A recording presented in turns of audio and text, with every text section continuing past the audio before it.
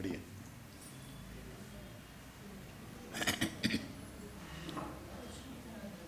அஞ்சு கொடிக்கொரு சந்ததியாய் ஆழ்வார்கள் தம் செயல விஞ்சி நிற்கும் தன்மையளாய் பிஞ்சாய் பழுத்தாளை ஆண்டாளை பத்தியுடன் நாளும் பழுத்தாய் மனமே மகிழ்ந்து. ஸ்ரீயப்பதியான சர்வேஸ்வரனுடைய திவ்ய மகிஷிமார்களுக்குள்ளே பூமி பிராட்டியாருடைய அவதாரம் ஸ்ரீ ஆண்டாள். அவதரித்து எம்பெருமான குறித்து கோபிமார்கள் நோற்ற நோன்பினை தான் அனுகாரம் பண்ணி எம்பெருமானைத்தான் அடைந்திருக்கிறாள்.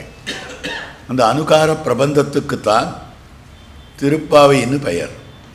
அந்த திருப்பாவையாகிற திவ்ய கிரந்தத்திலே வேதார்த்தங்களை எல்லாம் காட்டி கொடுத்திருக்கிறாள் ஆண்டாள்னு காட்டப்படுகிறது. அதில் வேதார்த்தம்னு சொன்னால் வேதாந்தங்களிலே என்னென்ன அர்த்தங்கள் சொல்லப்பட்டிருக்கின்றனவோ அத்தனை அர்த்தங்களும் சொல்லப்பட்டிருக்கிறது. வேதாந்தத்தில் என்னென்ன அர்த்தம் சொல்லப்பட்டிருக்கிறது? பரஸ்வரூபம் சொல்கிறது, ஜீவஸ்வரூபம் சொல்கிறது, உபாயஸ்வரூபம் சொல்கிறது, விரோதி ஸ்வரூபம் சொல்கிறது, பலஸ்வரூபம் சொல்கிறது. 5 காட்டுகிறார்கள். அதில் பரஸ்வரூபம் பஞ்சப்பிரகாரமாக அமைந்திருக்கும். பகவான் தானே சோதிவாய் திறந்து ஸ்ரீபாஞ்சராத்திர ஆகமமாகிற அற்புத சாஸ்திரத்திலே தெரிவிக்கிறான். ஏவம் பஞ்சப்பிரகாரோகம், இவ்விதமாக நான் 5 பிரகாரங்களிலே இருக்கிறேன், 5 வகைகளிலே இருக்கிறேன்னு காட்டுறான். அப்போ என்னென்ன வகை என்னால் அம்பஸ்ய பாரே புவனஸ்ய மத்தியே நாகஸ்ய பிருஷ்டே மகதோ மஹீயான் என்னெல்லாம் வேதாந்த வாக்கியம் காட்டுகிறது.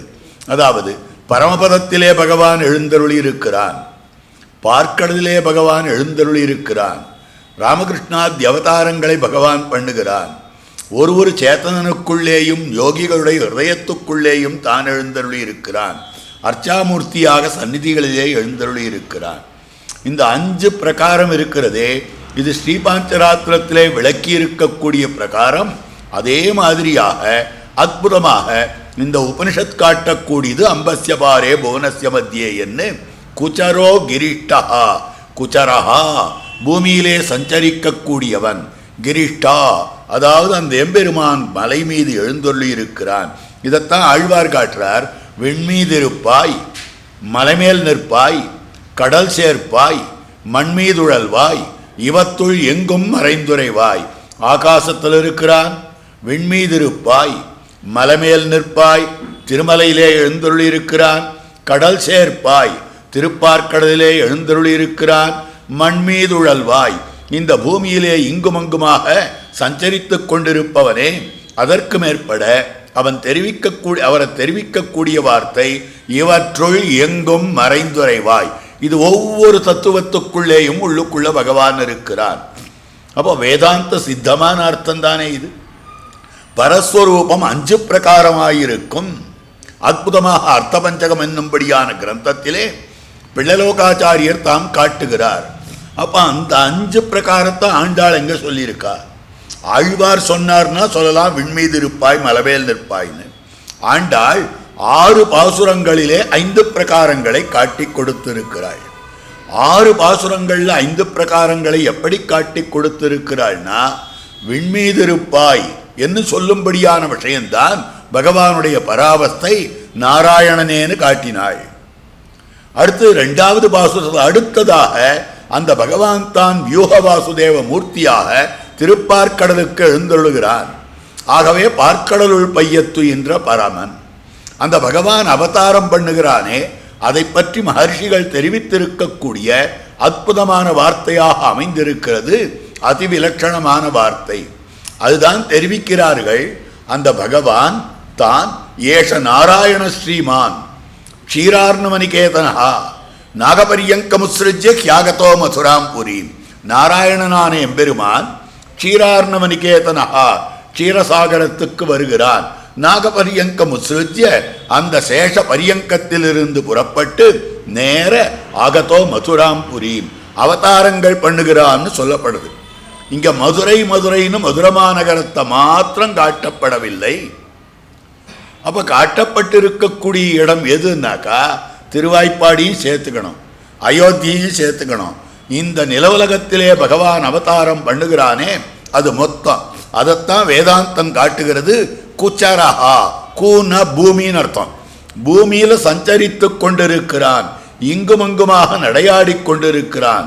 அயோத்தி மாநகரம் எங்க, லங்காராஜ்யம் எங்க, நடந்தே வந்தானோ இல்லையோ. ஆஹா குச்சரஹா. அதே மாதிரி கண்ணன் எம்பெருமான் குழலூதுகிற போது கானகம் படி உலாவி உலாவி கரும் சிறுக்கன் குழலூதின போது. அப்ப பூமியில பெருமான் சஞ்சாரம் பண்ணி இருக்கிறாரே, எத்தனை சஞ்சாரம் பண்ணி இருக்கிறான். ஆகவே ததனுகுணமாக விபவாவதாரம், அந்த விபவாவதாரத்தை தான் வாமனாவதாரமாக காட்டி கொடுத்திருக்கிறார். வாமனாவதாரத்தோடு போறாது, மதுராம்புரியும் இருக்கொல்லையோ. அதனால மாயனை மண்ணு வடமதுர மைந்தனை என்ன மதுரையும் சேர்த்து ஆண்டாள் தான் காட்டி கொடுத்திருக்கிறாள். அடுத்தபடியாக அந்தர்யாமித்துவம் எங்க சொன்னா, இது கேள்வி வருது. 4வது பாசுரம் ஆழிமழை கண்ணா பாசுரம். ஆழிமழைக்கு அதிபதாக அமைந்திருக்கக்கூடிய ஒரு பர்ஜன்யன் என்கிற தேவதைனா அந்த தேவத்தை தானா காரியம் செய்யாதே. பகவான் அந்த தெய்வத்துக்குள்ளே இல்லை என்னால் அந்த தெய்வம் காரியம் செய்யாது. இது எல்லா தெய்வத்துக்கும் அவரவர் தமதமது அறிவறி வகை அவரவர் இறையவர் என அடி அடைவர்கள். அவரவர் இறையவர் குறைவிலர், இறையவர் அவரவர் விதிவழி அடைய நின்னனரே. இறையவர் எம்பெருமான் அந்தந்த தேவதா விசேஷங்களுக்குள்ளத்தான் எழுந்தருளி இருக்கிறபடியாலே அந்தந்த தேவதைகள் பலன் கொடுக்கிறவர்களாக ஆகிறார்கள். அவாவா தங்களுக்கு என்ன தெரியுமோ தெரிஞ்ச பிரகாரம் தங்களுடைய ஞானத்துக்கு அனுகுணமாக தங்கள் தெய்வம்னு வழிபட்டு கொண்டிருக்கிறார்கள். எனக்கு இவர் தெய்வம், எனக்கு இஷ்ட தேவதை இது, எனக்கு குல தெய்வத்தை இது அப்படின்னு எல்லாம் சொல்லிட்டு இருக்காங்க. அப்ப இஷ்ட தேவதா குலதேவதா நமஸ்காரங்கள்லாம் பண்றாளே, அந்த தேவதைகள்லாம் எல்லாருக்கும் நாராயணனேவா இருக்கா? நாராயணன் தான் நமக்கு குலதனம், நாராயணன் தான் குலதெய்வம். ஆளவந்தார் தாம் காட்டக்கூடிய விஷயம். ஸ்தோத்திர ரத்னம் 65 ஸ்லோகங்கள் அமைந்திருக்கின்றன. இந்த 65 ஸ்லோகங்களில் சமஸ்த வேதாந்தார்த்தத்தையும் காட்டுகிறார் ஆளவந்தார். ஸ்தோஷ்யாமின குலதனம் குலதெய்வத்தம் தத் பாதாரவிந்தமரவிந்த விலோச்சனஸ்யா. அந்த குலதனம் குலதெய்வம் இவர்களை ஸ்தோத்திரம் பண்ணுகிறேன். சங்காத்தி தீஞ்சேத்து சொல்றேன். எதுக்காக 65 ஸ்லோகம் பண்றார்? ஏன் 70 பண்ணக்கூடாதா? யதிராஜ சப்ததி வேதாந்த தேசிகன் அனுகிரகித்தருளி இருக்கிறார். யதிராஜ சப்ததி இல்லை 20 பண்ணா போருமே. யதிராஜ விம்சதி மணவாள மாமனிகள் காட்டி கொடுத்திருக்கிறார். அதை விடுத்து 65 ஸ்லோகங்கள் என்னத்துக்காக பண்ண வேண்டும்? ஏன் இந்த மாதிரி பண்றான்? மாத்தி பண்ணினா என்ன அப்படின்னு கேட்டபோது அங்கு காட்டுகிறார்கள். திருமந்திரத்வய சரம ஸ்லோகங்களுடைய எழுத்துக்களுடைய எண்ணிக்கை 65. திருமந்திரத்துக்கு 8 எழுத்து, துவயமந்திரத்துக்கு 25 எழுத்துக்கள், சரமஸ்லோகத்துக்கு 32 எழுத்து. அப்ப 8 ஒரு 25 33, 33ஓட 32 சேர்த்தோமேயானால் 65. ஆக திருமந்திரத்வய சரமஸ்லோகங்களாகிற இந்த ரகசியார்த்தங்களை காட்டுவதற்குத்தான் ஸ்தோத்திர ரத்னம்னு காட்டப்படுறது. அந்த ஸ்தோத்திர ரத்னத்தினுடைய ஆரம்பத்தில் நான் ஸ்தோத்திரம் பண்ணுகிறேன்னு சொல்றேன். யார ஸ்தோத்திரம் பண்ணுகிறேன்னு சொன்னால் ந குலதனம் குலதெய்வத்தம், நம்முடைய குலதனத்தை ஸ்தோத்திரம் பண்ணுகிறேன், குலதெய்வத்தை ஸ்தோத்திரம் பண்ணுகிறேன். அப்ப குலதனம்னா என்னது, குலதெய்வம்னா என்னது? குலதனம்னா யாரு, குலதெய்வம்னா யாரு அப்படின்னு கேட்டார்கள். அற்புதமான விஷயம். பெருமான் பெரிய பெருமாளை விபீஷணாழ்வானுக்கு கொடுக்கிற போது ஆராதய ஜெகநாதம் இக்ஷ்வாகு குலதெய்வத்தம், இவனை திருவாராதனம் பண்ணு, நீ ஜெகநாதனை திருவாராதனம் பண்ணு, இக்ஷ்வாகு குல தெய்வத்தை திருவாராதனம் பண்ணு. அப்ப குலதெய்வம்னா ரங்கநாதன். அதே மாதிரி குலதனம், குலதனமாக இருக்கக்கூடியவன் அந்த விபீஷணாழ்வான் அந்த பெரிய பெருமாளை எழுந்தருள பண்ணி கொண்டு சென்றான். அப்ப வால்மீகி தெரிவிக்கிறார், லப்த்வா குலதனம் ராஜா லங்காம் பிராயாத், குலதனத்தை வாங்கி கொண்டு லங்கா ராஜ்யத்துக்கு போனான். அப்ப நமக்கெல்லாம் ஸ்ரீ வைஷ்ணவர்களுக்கெல்லாம் குலதனம் யாரு, குலதெய்வம் யாருன்னா நாராயணன் ரங்கநாதன், அந்தந்த ஊர்ல இருக்கக்கூடிய எம்பெருமான்கள். அவாவா எந்தெந்த திவ்யதேச பரிசரத்தில் இருக்கிறார்களோ எந்தெந்த ஸ்ரீகிராமத்தில் இருக்கிறார்களோ அந்த ஊருக்குன்னு ஒரு பெருமாள் இருப்பாரோ இல்லையோ, அவர் தான் நமக்கெல்லாம் குலதனம். ஆனால் எல்லாரும் அப்படியா கொண்டிருக்கிறார்கள் குலதெய்வ வழிபாடு? சாதாரணமாக ஜோதிஷாலாம் சொல்லுவார், நீங்கள் உங்கள் குலதெய்வத்தை மறந்துட்டோங்கோ, எங்கேயோ டவுனுக்கு வந்துட்டா அதனால கிராமத்தில் இருக்கிற பெருமாளை மறந்துட்டா அப்படின்னு அர்த்தம். உடனே எனக்கு யார் குலதெய்வம்னு இவாளுக்கு கேள்வி. தவாளுக்கு குலதெய்வம் ஒவ்வொரு பெருமாள்னு வச்சுக்கணும். அதை விட்டுட்டு எனக்கு யார் குலதெய்வம்னாக்கா இந்த தெய்வம் இந்த தெய்வம்னு ஏதோ தேவதாந்திரங்களை சொல்லுவார். அந்த தெய்வத்தை அவர்கள் பூஜை பண்ணுகிறார்கள். அப்படி பூஜை பண்ணுபவர்களுக்கு அந்த பலன் கிடைக்காத போறதுனா நன்னா கிடைக்கும். எந்த தெய்வத்தை வழிபட்டாலும் அந்த தெய்வமானது தன்னை அடிபணிந்தவனுக்கு சிரமப்பட்டாவது பலனை கொடுக்கிறது. சிரமப்படுத்தும் வாஸ்தவம் தான் அந்த தெய்வம், ஆனால் சிரமப்பட்டாவது பலனை கொடுக்கும், பலனை கொடுக்காமல் இருக்காது. இப்போ ஒரு வைத்தியரை போய் அடையிறோம், அந்த வைத்தியர் எப்படி என் பேஷண்ட்டை நான் காப்பாற்றணும்னு ஒரு பொறுப்பெடுத்துக்கிறாரோ இல்லையோ, அதே மாதிரி அந்த தெய்வம் என்னுடைய பக்தனை நான் காப்பாற்ற வேணும்னு பலனை கொடுக்கிறது. எல்லா தெய்வங்களும் கொடுக்கிறார்கள். சிறு தெய்வம் இல்லை, பெருந்தெய்வம் இல்லை, எல்லா தெய்வமும் பலனை கொடுக்கிறார்கள். எப்படி கொடுக்குறா? உங்கள் பெருமாள் தான் பெரியவர்னு சொல்கிறங்கோ, உங்கள் பெருமாள் தான் பரம்பொருள்னு சொல்கிறங்கோ, அவர் தான் சகல பலப்பிரதன்னு சொல்கிறங்கோ. இந்த தெய்வங்களுக்கெல்லாம் பலப்பிரதத்துவ சக்தி இருக்கே, அப்போ அந்த தெய்வத்தையே வழிபட்டு விடலாமே. வழிபடலாம், தப்பு இல்லை. ஆனால் அந்த தெய்வம் எப்படி கொடுக்கறது? அந்த தெய்வத்துங்கிட்ட ஒன்றும் கிடையாது. எங்கள் பெருமாள்கிட்ட இருக்கிறது எடுத்து கொடுக்கறது. எங்கள் பெருமாள் அந்த தெய்வத்துக்கு உள்ளுக்குள்ளே இருக்கிறபடியாலே இதான் அந்தர்யாமித்துவம்னு பேர். பகவான் ஒரு தெய்வத்துக்குள்ளேயும் அந்தர்யாமியாக இருக்கிறான், ஒரு மனிதனுக்குள்ளேயும் அந்தர்யாமியாக இருக்கிறான், ஒரு ஜந்துக்குள்ளேயும் அந்தர்யாமியாக இருக்கிறான், ஒரு வஸ்துக்குள்ளேயும் அந்தர்யாமியாக இருக்கிறான். கரந்தசில் இடந்தொரும் இடந்திகள் பொருள் தோறும் கறந்து எங்கும் பரந்துளன். ஒரு இடத்துலையும் இடந்திகள் பொருள் தோறும் எல்லா இடத்துலையும் பறந்திருக்கிறான், பூர்ணமாக நிறைந்திருக்கிறான்.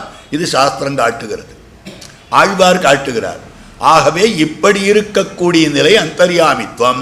இதைத்தான் பர்ஜன்யன் என்கிற தேவதை, பர்ஜன்யன்ற தேவதை வந்தானாம், பலன் கொடுக்கிறேன்னு சொன்னானாம், மழை பெய்யன்னு சொன்னார்களாம். எப்படி அவன் பலனை கொடுப்பான்னா நம்ம பெருமாளங்க உள்ளுக்குள்ள இருக்கவே. ஆகவே பகவான் நாராயணன் தான் நாராயண சப்த வாச்சனாய் இருக்கிறபடியாலே உள்ளுக்குள்ள இருக்கிறான். அதனால பலன் பெறத்தக்கவர்களாய் பலன் கொடுக்கத்தக்கவர்களாய் இருக்கிறார்கள்.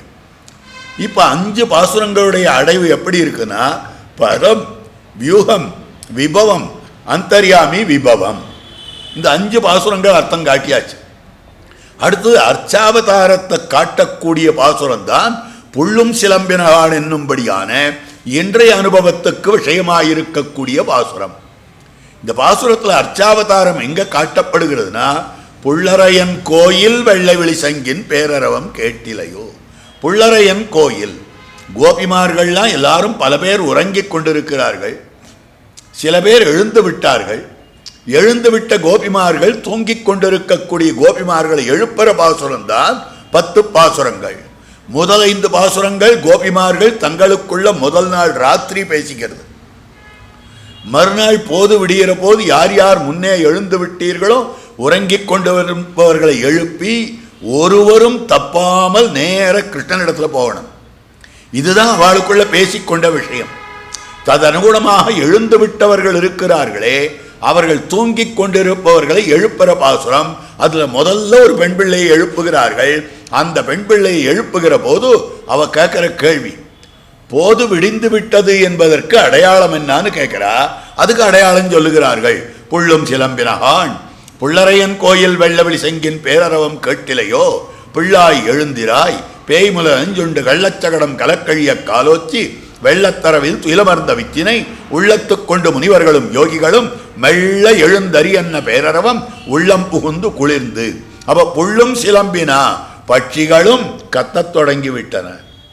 புள்ளரையன் கோயில் வெள்ளவிலி செங்கின் எம்பெருமானுடைய சந்நிதிக்கு, அந்த சந்நிதியை திறப்பதற்காக எல்லாரையும் கைங்கரியத்துக்கு அழைப்பதற்காக அவர்கள் சங்கநாதம் பண்ணுகிறார்கள். திருச்சின்ன ஓசை கேட்கலையா, வாத்திய ஓசை கேட்கலையா அப்படின்னு சொல்றா. அப்போ புள்ளரையன் கோயில். இந்த இடத்துல ரொம்ப ஆச்சரியமான வியாக்கியானம் பண்ணியிருக்கா. என்ன கேள்வி கேட்கிறான்னா, இந்த ஊரில் கண்ணன் தானே நமக்கு தெய்வம். கண்ணனை தவிர வேற ஒரு தெய்வம் உண்டுன்னு ஒத்துண்டாலே தப்பு.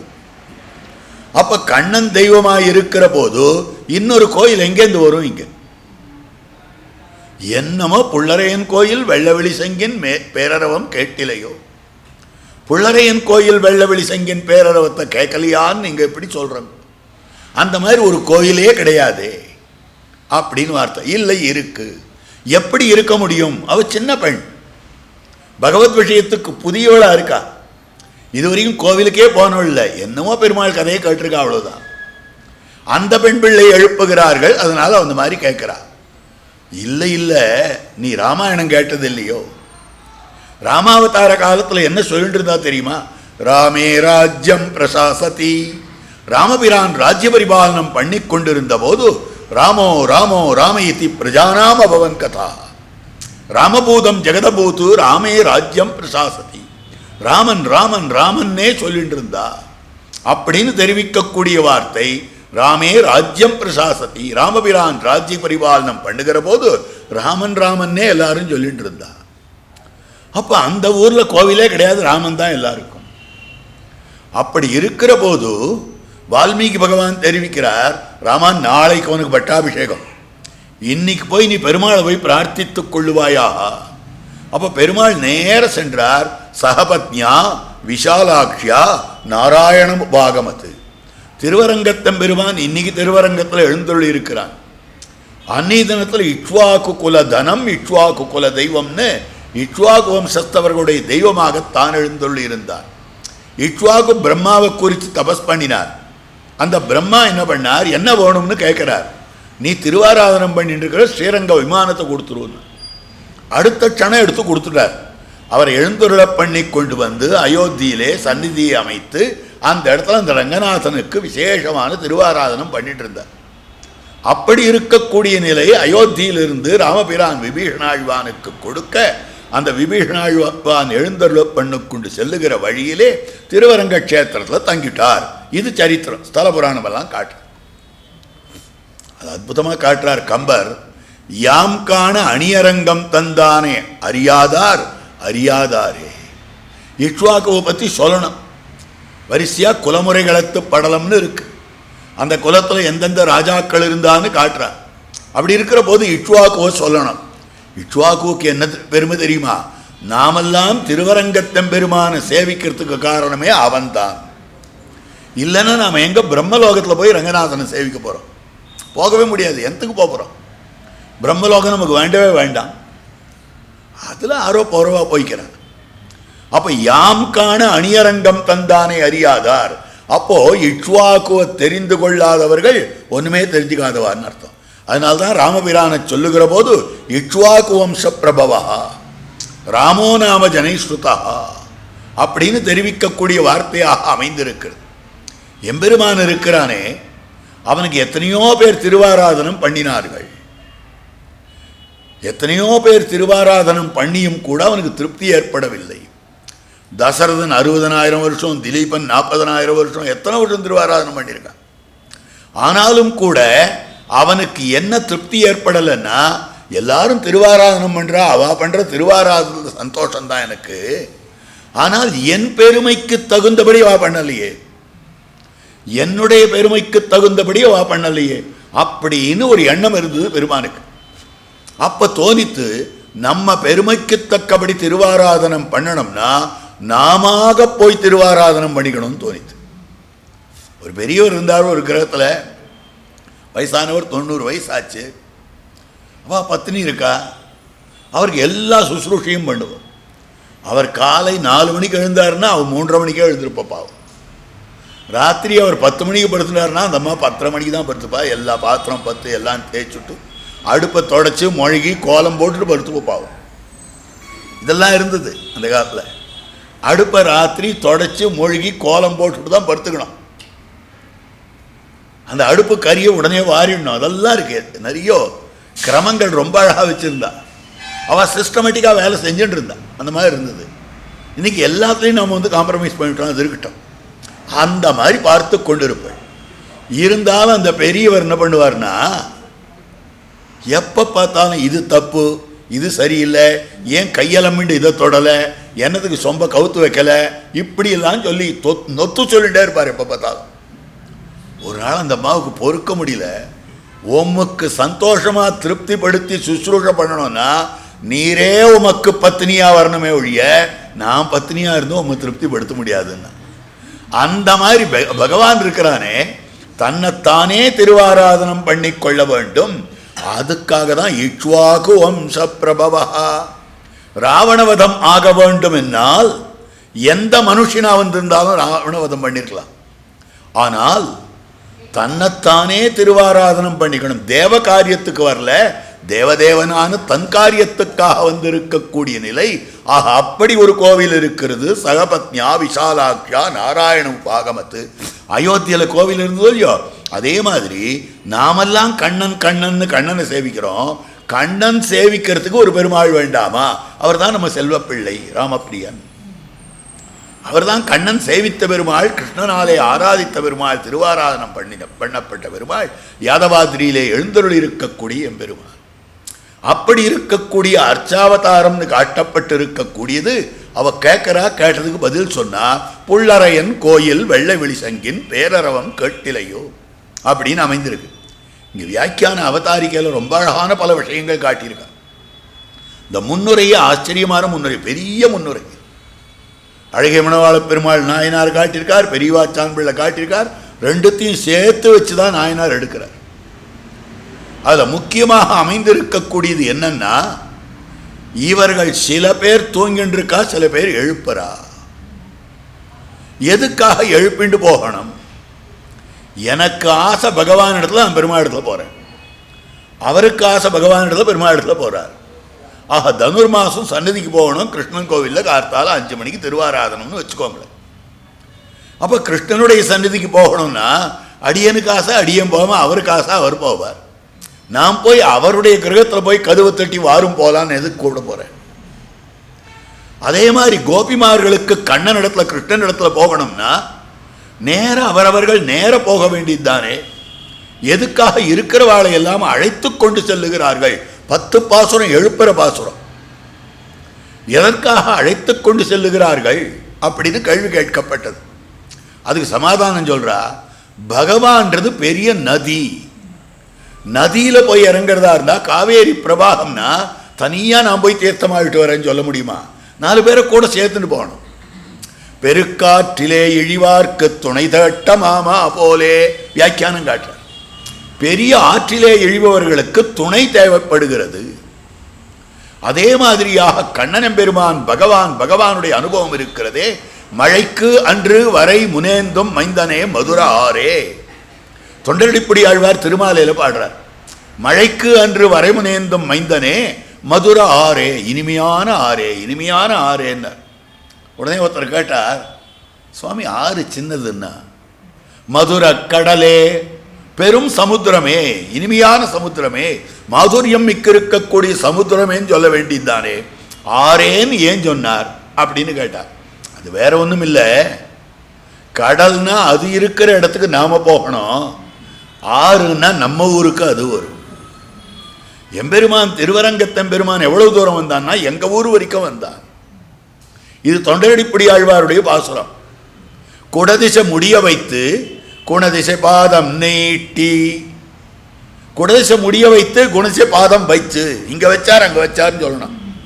இங்க வச்சார் அங்க நீட்டினார். அப்போ எம்பெருமானுடைய திருமுடி பார்சம் பிக்ஸ்டா ஒரு இடத்துல இருக்கு, திருவடி நீண்டுட்டே போறதான். திருவரங்கத்தில் நீங்க உத்தர வீதியில பார்த்தீர்களே ஆனால் கீழே உத்தர வீதியில பெருமாளுடைய திருவடி தாமரைகள் தெரியும். அங்க மாத்திரம் இல்லை, அங்கிருந்து தள்ளி போனோமே ஆனால் அந்த திருவடிக்கு நேர ஒரு பீடம் பண்ணி அங்க பெருமாளுடைய திருவடி எழுத பண்ணியிருப்பார். அடைவளைஞ்சான்ல அதே மாதிரி எழுந்துள்ள பண்ணியிருப்பார். அப்போ பார்க்கிற போது பெருமாளுடைய திருவடி எவ்வளவு தூரம் நீண்டதுன்னா, அங்க உத்தர வீதியில் இருக்கிறவா எங்க வீதி வரைக்கும் நீண்டதுன்னுவா, சித்திர வீதியில் இருக்கிறவா எங்க வீதி வரைக்கும் நீண்டதுன்னுவா, அதுக்கு மேல அடைவளைஞ்சான்ல இருக்கிறவா எங்க வீதி வரைக்கும் நீண்டதுன்னுவா.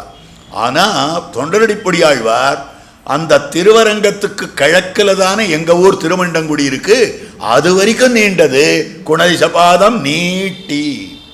அப்ப நாம இருக்கிற ஊருக்கு வருது ஆறே ஒழிய கடல் இருக்கிற ஊருக்கு நாம போக வேண்டும். ஆகவே நம்மிடத்துல வருபவனானபடியாலே குணை சபாதம் நீட்டின்னு சொல்லும்படியாக அந்த எம்பெருமான் தான் எழுந்தருள் இருக்கிறான். அப்படிப்பட்ட ஆறாக இருக்கிறபடியாலே அந்த ஆற்றிலே இறங்குற போது எல்லாரும் சேர்ந்து இறங்க வேண்டும். ஆழ்வார் காஷன் பண்றார், எல்லாரையும் கவிகளை எல்லாம் காஷன் பண்றார். எல்லாரும் நீங்க எச்சரிக்கையா இருங்க, உங்களுடைய பிராணனை காத்துண்டு ஆட்சியுங்கள்னு. யாரை பார்த்துன்னா செஞ்சோர் கவியேன்னு ஒருத்தர் சொல்லல, செஞ்சோர் கவிகாள். அந்த பெரிய ஆற்றிலே இறங்குகிற போது நீங்க ஜாகிரதையா சரியான துறையில இறங்குங்கள். சௌசீல்யம்ன்ற குணத்துல இறங்கினீர்களே ஆனால் எல்லாரும் ஒட்டு மொத்தமா அடிச்சுட்டு போயிடுவோங்க, அந்த குணத்துல மயங்கி போயிடுவோங்க. உங்களால நின்று பகவானை ஸ்தோத்திரம் பண்ண முடியாது. ஆகவே உயிர்காத்து ஆட்சியமின்னு சொல்றார். அப்போ பகவத் சௌசீல்யம் என்னும்படியான குணம் அப்படிப்பட்டது.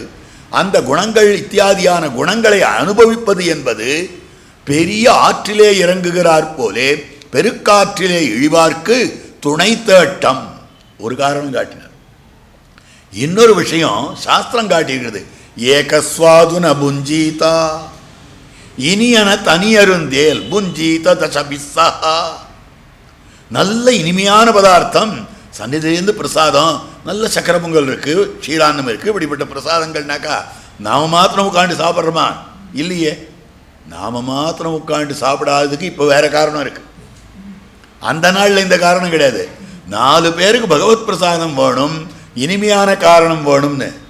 இது நாம மாத்திரம் உட்காந்து சாப்பிடாத 10 பேருக்கு கொடுத்துட்டு சாப்பிட்றோம்னாக்கா நாம மாத்திரம் உட்காந்து சாப்பிட்டா சுகர் ஏறி போயிடும் எனக்கு. அதனால 10 பேருக்கு கொடுத்தா அத்தனை பேருக்கும் ஏறட்டுமே. அது இப்ப இருக்கக்கூடிய எண்ணம். அந்த மாதிரி அமைந்திருக்கக்கூடியது. அப்படி பார்க்கிற போது ஏகஸ்வாதுன புஞ்சீதா ஏகார்த்தம் ந சிந்தையேத். வசந்த விஷயங்கள் நல்ல விஷயங்களா இருந்தாக்கா you discuss with few people. வசந்த விஷயத்தை பல பேரோடு சேர்ந்து தான் சிந்திக்க வேண்டும். அதனுடைய சிந்தனை டிஸ்கஷன் ஆகட்டும், அதனுடைய ஆலோசனை ஆகட்டும், அல்லது சத்விஷய சிந்தனமாகட்டும், தனியாக ஒத்தனா சிந்தனம் பண்ணிட்டு இருக்கிறது இல்லை. சாதாரணமாக வேதாந்த காலக்ஷேபம் பண்ணக்கூடியவர்கள் அல்லது சாதாரண சாஸ்திரார்த்தங்களை காலக்ஷேபம் பண்ணக்கூடியவர்கள், படிக்கக்கூடியவர்கள் இருக்கிறார்களே, அவர்களுக்கு சிந்தனைன்னு வைப்பார்கள். அது 2-3 மாணவர்களாக சேர்ந்து அவள் டிஸ்கஸ் பண்ணிக்கணும். அதனால அது அப்படிப்பட்ட ஏகார்த்தம் ந சிந்தையேத்து, ஏகா அர்த்தம் ந சிந்தையேத்து, அர்த்தத்தை சிந்திக்க கூடாது அப்படின்னு சொல்லப்படுகிறது.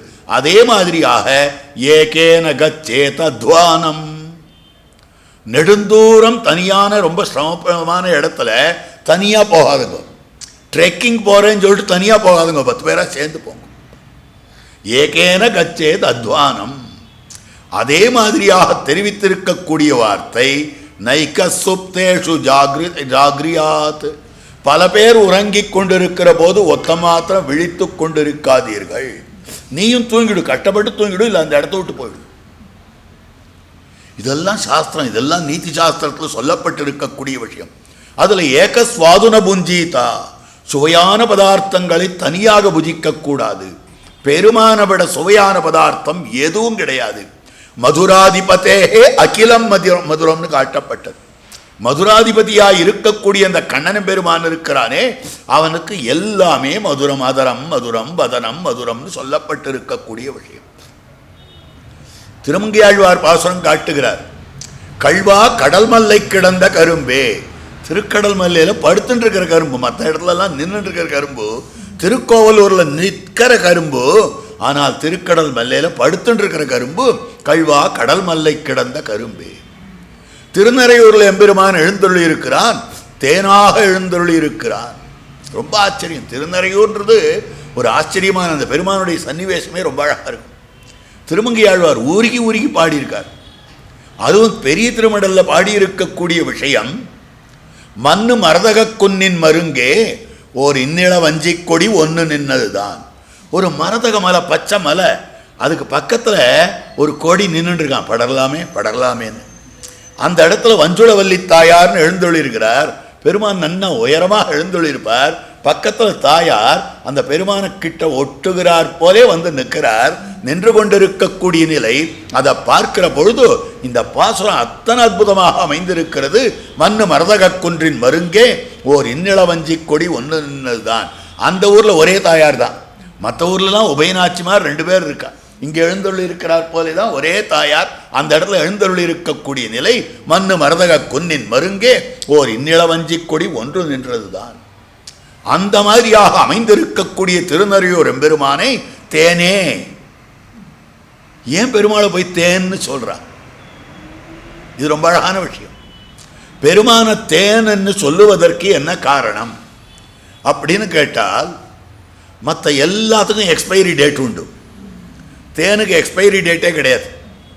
காரணம் என்னவென்றால், எத்தனை வருஷமானாலும் தேன் கெடாது. சுத்தமான தேனா இருந்தா அது கெடவே கெடாது.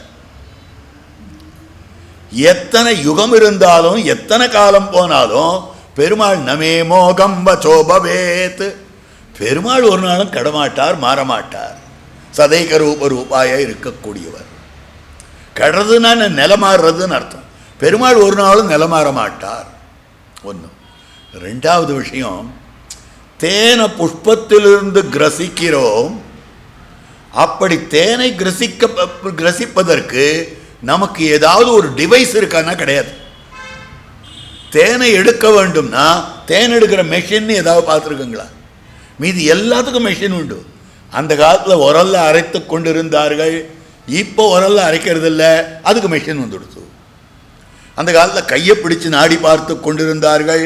இப்போ கையில் வாதபித்த ஸ்லேஷ்மங்கள்லாம் சரியாக இருக்கான்னா பிபிக்கு மெஷின் இருக்குது, சுகருக்கு மெஷின் இருக்குது, இதுக்கு அதுக்குன்னு ஒரு ஹாஸ்பிட்டல் உள்ள போனாக்கா மெஷின் மயமாக இருக்குது. எவ்வளவு பேஷண்ட்ஸ் இருக்காளோ அத்தனை மெஷின் இருக்கு. ஜுரத்தை கையில் தொட்டு பார்த்துட்டு இருந்தா அதுக்குன்னு தெர்மாமீட்டர் இருக்கு. இதுக்கெல்லாம் மெஷின் இருக்கே. நமக்கு தேனை எடுக்கிறதுக்கு மெஷின் இருக்கானா கிடையாது. புஷ்பத்தில் தேன் இருக்கு, அதை வண்டு தான் எடுக்க வேண்டும். அந்த மாதிரி சாஸ்திரத்தில் பகவான் இருக்கிறான், அந்த பகவானை ஆச்சாரியர்கள் தான் எடுக்க வேண்டும். ஆச்சாரியர்கள் தான் வண்டாக சொல்லிக் கொடுக்கப்படுகிறார்கள். ஆழ்வார்களும் ஆச்சாரியர்களும் பக்தர்களுமாக இருக்கக்கூடிய வண்டுகள் தான் தேனை எடுக்க முடியுமே ஒழிய சாமான்யமாக தேனை எடுக்கிறதுக்கு வேற வழியே கிடையாது. திருநறையூர் தேனே அவ்வளவு இனிமையாக இருக்கிறார். சோழசிம்மபுரம் திவ்யதேசம். அந்த எம்பெருமானுக்கு பாசுரம் பாடுறார் திருமங்கை ஆழ்வார். மிக்கானை மறையாய் விரிந்த விளக்கை என்னுள் புக்கானை புகழ்சேர் பொலிகின்ற பொன்மலையை தக்கானை கடிகை தடங்கொன்றின் மிசையிருந்த அக்காரக்கனியை. கடிகை தடங்கொன்றின் மிசையிருந்த அக்காரக்கனி. அக்காரக்கனின்னா என்ன அர்த்தம்? 2 அர்த்தம் இருக்கு. அக்காரம் கனி. அக்காரம்னா சர்க்கரை, கனின்னா பழம். சர்க்கரையும் பழம். வெறும் பழத்தை புஜித்தா இனிமையாக தான் இருக்கும். வெறும் சர்க்கரையையும் புஜிக்கலாம். ஆனால் இந்த பழத்தை சர்க்கரையில் தோய்த்து புஜிப்பது என்பது அது ஒரு கிரமம் அமைந்திருக்கு. தொட்டு தொட்டு புஜிக்கிறது. அப்போ இனிமே அதிகமாக கூடுகிறது. பகவானுடைய விலங்குகளான மிருகங்களான அவதாரம் நிறைய அவதாரம் இருக்கு. மனுஷனான அவதாரம், ராமாவதாரம், கிருஷ்ணாவதாரம், இப்படிப்பட்ட அவதாரங்கள் இருக்கு. ஆக மிருகாவதாரமும் இனிமையானது, மனுஷாவதாரமும் இனிமையானது. இது 2ம் சேர்ந்தாப்போல இருக்கக்கூடிய அவதாரம் அதுதான் நரசிங்க பெருமானுடைய அவதாரம். அந்த அவதாரத்தினுடைய அழகு அப்படி கொண்டாடுறார். ஆழ்வார் காட்டுகிறார், அழகியான் தானே அரியுருவன் தானே. அழகிய ராமன் யாராவது பேர் வச்சுக்கிறாளா? அழகிய கண்ணன் பேர் வச்சுக்கிறாளா? அழகிய வரதர்னு அனுமாமலையில் ஒரு இடத்துக்கு பேர் அமைந்திருக்கிறது ஒரு இதுக்கு. ஆனால் அழகிய சிங்கன், அழகிய சிங்கர், அழகிய சிங்கர்னு சொல்கிறோம். அழகிய சிங்கன்னு எப்படி நிருசிம்மாவதாரத்துக்கு பெருமானுக்கு? இது வேதவியாசர் நமக்கு காட்டி கொடுக்கிறார், பீஷ்மர் காட்டி கொடுக்கிறார். நாரசிம்ம வபு ஸ்ரீமான், நரசிம்ம ரூபமாய் அமைந்திருக்கக்கூடியவன். ஸ்ரீமான்னா அழகன் அர்த்தம். ஸ்ரீமான்னா மகாலட்சுமி நாச்சியார் இருக்கான்னு அங்கே அர்த்தம் பண்ணலை. நரத்துவ மிருகத்துவங்கள் பரஸ்பர துர்கட்டாபூர்வகமாக இருக்கக்கூடியது. ஒன்னோடொன்று சேரா சேர்த்தி ஒரு விலங்கனுடைய தலையை மனுஷனுடைய சரீரத்தில் கொண்டு வச்சா எப்படி இருக்கும்? அப்படி ஒன்றோடொன்று சேரா சேர்த்தியா இருந்தாலும் கூட பார்க்கறதுக்கு அத்தனை அழகாக இருக்கிறானா. அதனால் அவனுக்கு காட்டக்கூடியது நரத்துவ மிருகத்துவங்களோட கூடியிருக்கக்கூடிய எம்பெருமான் ஸ்ரீமான் அழகன்னு காட்டப்படுகிறார். அப்ப அந்த எம்பெருமான் அக்கார கனி நரத்துவமும் மிருகத்துவமும். ஆக அக்காரம் சக்கர எம்பெருமானுடைய திருமுக மண்டலம்னு வச்சுக்கலாம், கனி பழம் எம்பெருமானுடைய திருமேனின்னு வச்சுக்கலாம். இந்த மாதிரி அமைந்திருக்கக்கூடியது அப்படின்னு இதுக்கு ஒரு அர்த்தம். இது இன்னொரு அர்த்தம். அக்கார கனின்னு என்ன அர்த்தம்? மாங்கனி அப்படின்னா மான்னு ஒரு தத்துவம், அது வளர்ந்து அதில் வந்த பழம் மாங்கனி. வாழைன்னு ஒரு தத்துவம், வாழையில் வந்து பழுத்த கனி வாழைக்கனி. அதே மாதிரி சர்க்கரைன்னு ஒரு தத்துவம், அந்த சர்க்கரையே மரமாக முளைச்சுதான் அந்த சர்க்கரை மரத்தில் பழம் பழுத்ததுன்னா எவ்வளவு இனிமையாக இருக்கும். அவ்வளவு இனிமையாக இருக்கக்கூடியவன் பகவான். அந்த பகவானை அனுபவிக்க போகிறோமே, நம்ம தனியாக அனுபவிக்கலாமா? கூடாதே, தவறாயிற்றே அப்படின்னு கோபிமார்களுக்கு தோன்றிற்று. அதனால முற்பட உணர்ந்தவர்கள் உறங்கிக் கொண்டிருந்தவர்களை எழுப்பும்படியாக அமைந்திருக்கக்கூடிய அற்புதமான விஷயம். அடுத்தது மூணாவது காரணம். எல்லாருக்கும் பெருமாளத்தில் ஆசை இருக்கு, ஆனால் இவ தூங்கிட்டான்றதுக்காக கண்ணனை இழந்துட்டா என்ன பண்றது? யார் யாருக்கு ஆசை இருக்கிறதோ அவ அத்தனை பேரும் வர வேண்டும். இதுதான் ஸ்ரீ வைஷ்ணவம். எம்பெருமானார் என்ன நியமித்தார்? திருக்கோட்டியூர் கோபுரத்து மேலே ஏறினார், எல்லாரையும் கூப்பிட்டார், எல்லாருக்கும் கொட்டிட்டார், தூளி தானம் பண்ணிட்டார், இப்படின்னு கதை. இப்படிதான் எல்லாரும் சொல்லிட்டு இருக்கார். வஸ்துதா அது உண்மை இல்லை. திருக்கோட்டியூர் கோபுரத்து மேலே ஏறல, விமானத்தில் ஏறினார். திருக்கோஷ்டியூர் விமானத்தில் தெற்காழ்வார் சன்னதியில் முன்னால் ஒரு மண்டபம், அதில் ஒரு 50 பேர் 100 பேர் பிடிப்பார். ஆறாருக்கு ஆசை இருக்கிறதோ எல்லாரும் வாருங்கள். அந்த ஆசைன்ற ஒரு சின்ன தகுதி கூட இல்லைன்னா அவனுக்கு பகவத் விஷயம் தெரிஞ்சுக்கிறதுக்கு அதிகாரியே கிடையாது. அந்த ஒரு சின்ன தகுதி வேண்டும், ஆசை என்னும்படியான தகுதி. அதுதான் ஒரு உபன்யாசத்தில் விண்ணப்பம் பண்ணினேன். கண்ணன் கழலினை நண்ணும் மனமுடையீர், மனமுடையீர் என்னும் மர்மஸ்பர்சிக்கு நானும் நமரும் என்னலாம்படி சர்வரும் அதிகாரிகள். அப்ப அந்த ஆசை அடிப்படையாக ஒரு ஆசை இருக்க வேண்டும். அந்த ஆசைக்கு அனுகுணமான வார்த்தை. அப்ப ஆசை இருக்கிறவா எல்லாரையும் அழைக்கிறார். எல்லாரையும் ஆசை இருக்கிறவா எல்லாரையும் அழைச்சு சொன்னார். அது மாத்திரம் இல்லை, அழைச்சு சொல்லிட்டு விட்டுட்டா அன்னைக்கோடு போயிடுத்தது. 74 சிம்மாசனாதிபதிகளை நியமித்து அவர் என்ன சொன்னார்னா, ஓராண் வழியாய் உபதேசித்தார் முன்னோர் ஏறார் எதிராசர் இன்னருளால் பாருலையில் ஆசையுடையோர்க்கெல்லாம் ஆரியர்கள் கூறும் என்று பேசி வரம்பறுத்தார். பின் முன்னால் இருந்தவா ஒரு வரம்பு வச்சுட்டு இருந்தா, ஒரு கட்டுப்பாடு வச்சுட்டு இருந்தா. ஒரு ஆச்சாரியன் ஒரு சிஷ்யனுக்குத்தான் ஒரு விஷயத்தை சொல்லுவர். மந்திர ரகசியார்த்தங்கள் எல்லாம் பல பேருக்கு சொல்ற விஷயங்களே கிடையாது. யாராவது ஒருத்தரை மாத்திரம் உட்காந்து 1-to-1 மீட்டிங்கிறால அந்த மாதிரி 1-to-1 மீட்டிங்காக தான் இருக்கும். அப்படி அல்லாமல் பல பேரையும் சேர்த்து உட்கார வைத்து யார் யாருக்கு ஆசை இருக்கோ தெரிஞ்சுக்கிட்டுமே. இது 12வது பாசுரம் வியாக்கியானத்தில் தெரிவிக்கிறார். எம்பெருமானார் பிறந்த பின்பு போலாயிற்று இப்பெண் பிள்ளையும் அனைத்தில்லத்தாரும் அறிந்து எல்லாரும் அறிந்து கொள்ளுவதற்கு. அப்ப யார் யாருக்கு ஆசை இருக்கிறதோ அவ அத்தனை பேரையும் அழைக்கிறார் எம்பெருமானார். இதுதான் எம்பெருமானார் சம்பிரதாயம். உடையவர் நியமித்த கட்டளை. உடையவருக்கு முன்பிருந்த ஆச்சாரியர்களுக்கெல்லாம் அனுவர்த்தி பிரசன்னாச்சாரியர்கள் திருப்பி போய் போய் கேட்டுட்டு வரணும். எத்தனை தரம் அலைய வச்சார் மந்திரார்த்தத்தை கொடுப்பதற்கு.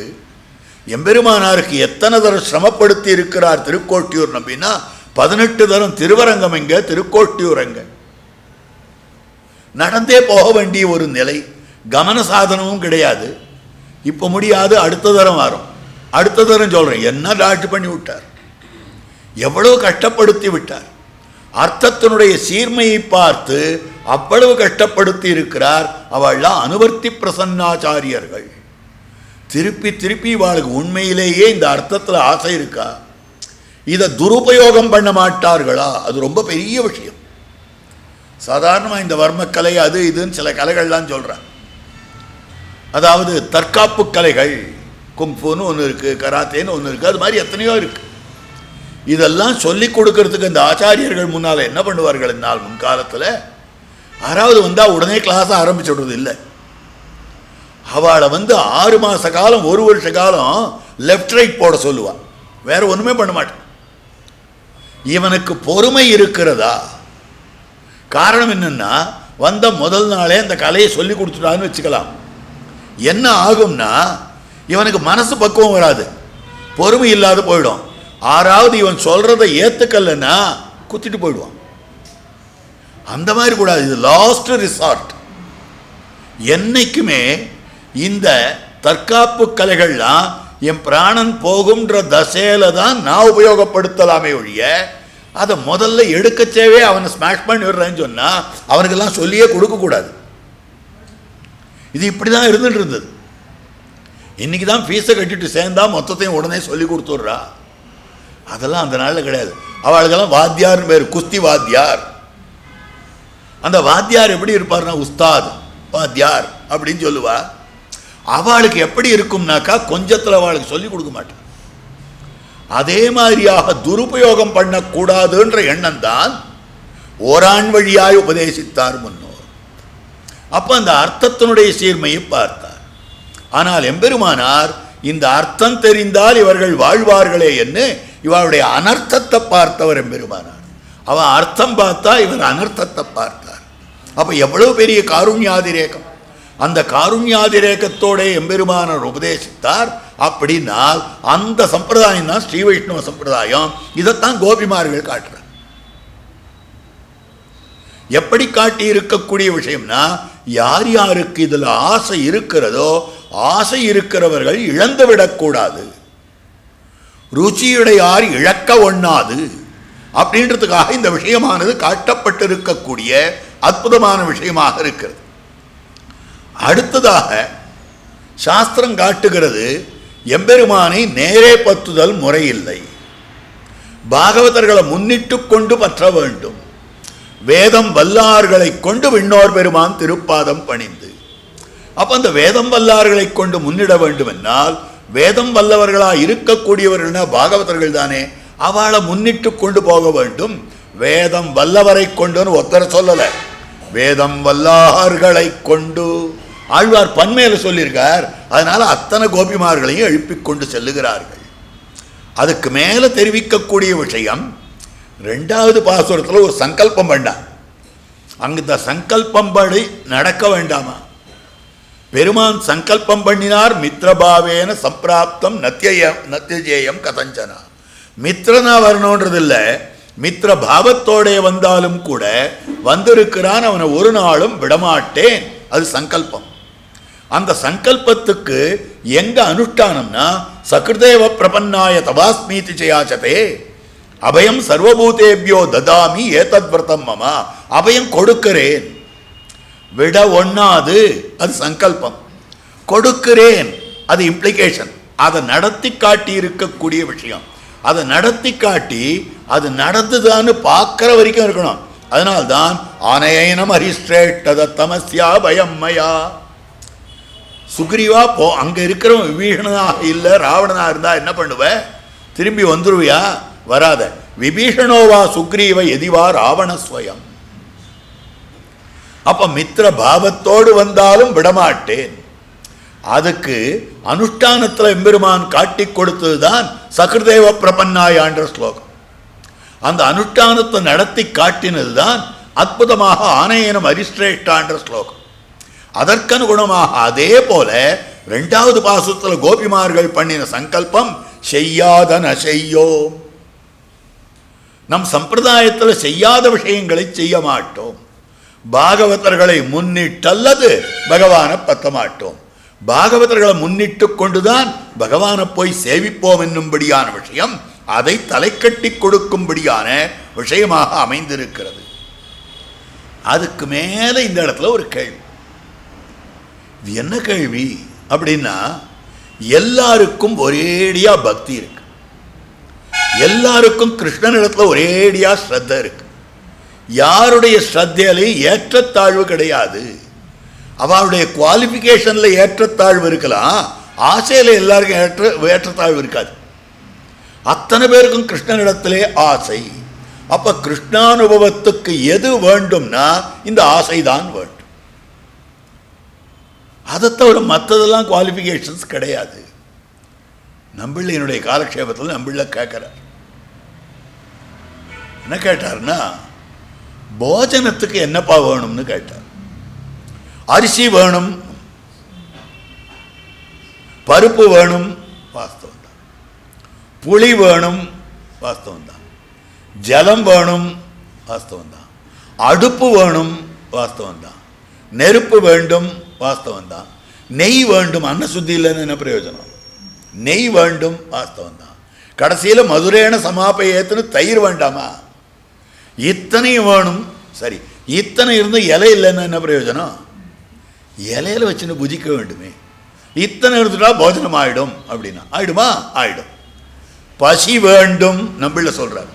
பசி இல்லைன்னா இத்தனை இருந்து என்ன பிரயோஜனம்? பண்ணி வச்சுட்டு வேஸ்டாக தான் போகும். இவ்வளவு பண்ணி வச்சிருக்கேன், எங்கேயோ வெளியில் பார்ட்டின்னு சொல்லிட்டு சாப்பிட்டு வந்துருக்குங்கோ, இதெல்லாம் வீணா போகிறதே. ஒரு ஆத்துலையும் இந்த வசு இருக்கும், அந்த மாதிரி இருக்கக்கூடியது. அப்போ போஜனத்துக்கு சுத்து போலே பகவத் அனுபவத்துக்கு பிரதான உபகரணம் அந்த பிரேமம், அன்பு. அந்த பிரேமம் மட்டும் இல்லைன்னா எத்தனை இருந்து என்ன பிரயோஜனம்? கோவில் இருக்கு, அர்ச்சகர் இருக்கார், எல்லாம் இருக்கு, சாமகிரிகள்லாம் இருக்கு. சேவிக்கிறதுக்கு சேவார்த்திகள் வரணும். எப்படி வருவான்னு அவளுக்குள்ள பக்தி இருந்தால் தானே வருவார். அப்போ பகவத் அனுபவத்துக்கு பிரதான உபகரணம் பிரேமம். அதே மாதிரி தான் ஆச்சாரிய அனுபவத்துக்காக அழைக்கிறார்கள் சுவாபதேசார்த்தம். இதுவரைக்கும் பாசுரத்தில் சொல்லப்பட்ட அவதாரிக்கு சொல்லிட்டு வந்துட்டேன். இது அப்படியே கொண்டு ஆச்சாரிய விஷயத்தில் வச்சுடுக்கும். இது அத்தனையும் கொண்டு ஆச்சாரிய விஷயத்திலே வைக்க வேண்டும். அப்போ ஆச்சாரியனுடைய அனுபவத்துக்காக ஆறார் இருக்கிறார்களோ அப்படிப்பட்டவர்கள், ஆச்சாரியனுடைய வந்தனத்துக்காக யார் யார் இருக்கிறார்களோ அவர்களை அழைக்கிற பாசுரங்கள் தான் அடுத்த 10 பாசுரங்கள். ஒரு பாசுரத்திலேயும் ஆச்சாரியபரமான அர்த்தமானது அற்புதமாக காட்டப்பட்டிருக்கிறது. இந்த பாசுரத்தில் எழுப்பப்படுகிற பெண் பிள்ளைக்கு ஒரு பேர் வச்சிருக்கா, பிள்ளாய், பிள்ளையே அப்படின்னு. பிள்ளாய்னா என்ன அர்த்தம்? முதல்ல ஒன்றும் தெரியாதவர்கள் பிள்ளை. ஒன்றுமே தெரியலன்னா அவனை பிள்ளை பிள்ளைன்னு சொல்கிறான். இது சிறு பிள்ளை. கணபுரம் கைதொழும் பிள்ளையை பிள்ளை என்ன பெறுவரே. அப்போ பிள்ளாய்னு சொன்னாலும் அவர்கள் பிள்ளைகள் இல்லை. ஏன் பிள்ளைகள் இல்லைன்னாக்கா அவளை போய் சின்னவான்னு சொல்லலாமா? கணபுரம் கைதொழும் பிள்ளையை பிள்ளை என்ன பெறுவரே. திருக்கண்ணபுரம் சேவிக்கக்கூடிய பிள்ளையை, திருக்கண்ணபுரத்தை வணங்கக்கூடிய பிள்ளையை பிள்ளைன்னு சொல்லுவாளா? முல்லை ரேந்திலா கோழை முடிகொடா தெள்ளியல் என்பதோர் தேசிலல் எஞ்செய்கேன் கள்ளவிழ் சோலை கணபுரம் கைதொழும் பிள்ளையை பிள்ளை என்ன பெறுவரே. முல்லை ரேந்திலா. நன்ன கோரப்பல்லு கூட நன்ன முளைக்கலை. இந்த குழந்தைக்கு ஏதோ பல்லு கூட சரியாக முளைக்கலை, சின்ன பொண்ணு. கோழை முடிகொடா, கேசத்தை முடி போட முடியல, பின்னல் போட முடியல, ரப்பர் பேண்ட் போட்டு வச்சிருக்கா. கோழை முடிகொடா தள்ளியல் என்பதோரு தேசிலள். அவருடைய முகத்தை பார்த்தா வரட்டுன்னு ஒரே பார்வை எல்லாரையும். கொஞ்சம் வயதான பெண் பிள்ளையா இருந்ததே ஆனால், கொஞ்சம் அந்த பெண் பிள்ளைக்கு 8 வயசு 10 வயசு 12 வயசு அது மாதிரி ஆகி இருந்ததே ஆனால் அதனுடைய ஒவ்வொருத்தரும் ஒவ்வொரு விதமான பார்வையில் பார்க்கும். தகப்பனாரை பார்க்கிற பார்வை தனியாக இருக்கும், தாயாரை பார்க்கிற பார்வை தனியாக இருக்கும், சகோதரனை பார்க்கிற பார்வை தனியாக இருக்கும், மணவாள பிள்ளையா வரப்போறவனை பார்க்கிற பார்வை தனியாக இருக்கும். அழகான பாசுரம் திருவிருத்தத்தில், ரொம்ப அழகான பாசுரம். முலையோ முழுமுத்தும் போந்திலா மொய்ப்பும் குழல் கொரியா கலையோ அறையில்லை நாவோ குழரும் கடல் மண்ணெல்லாம் விலையோ என மிளிரும் கண். என் பொண்ணு இருக்காள், எப்படி இருக்கா தெரியுமா? அவளுக்கு உடம்பு சரியா வளரல இன்னும். முலையோ முழுமுத்தும் போந்திலா மொய்ப்பும் குழல் கொரியா, சின்ன சின்ன கேசமாக இருக்கு, இன்னும் நீளமாக வளரல. மொய்ப்பும் குழல் கொரியா கலையோ அறையில்லை, இடுப்பில் வஸ்திரத்தை புடவை உடுத்தினா நிற்கலை, அந்த மாதிரி அமைந்திருக்கக்கூடியது. ஏன்னா இடுப்பு இன்னும் அதுக்கு உண்டானதான கிரமத்தை பெறல.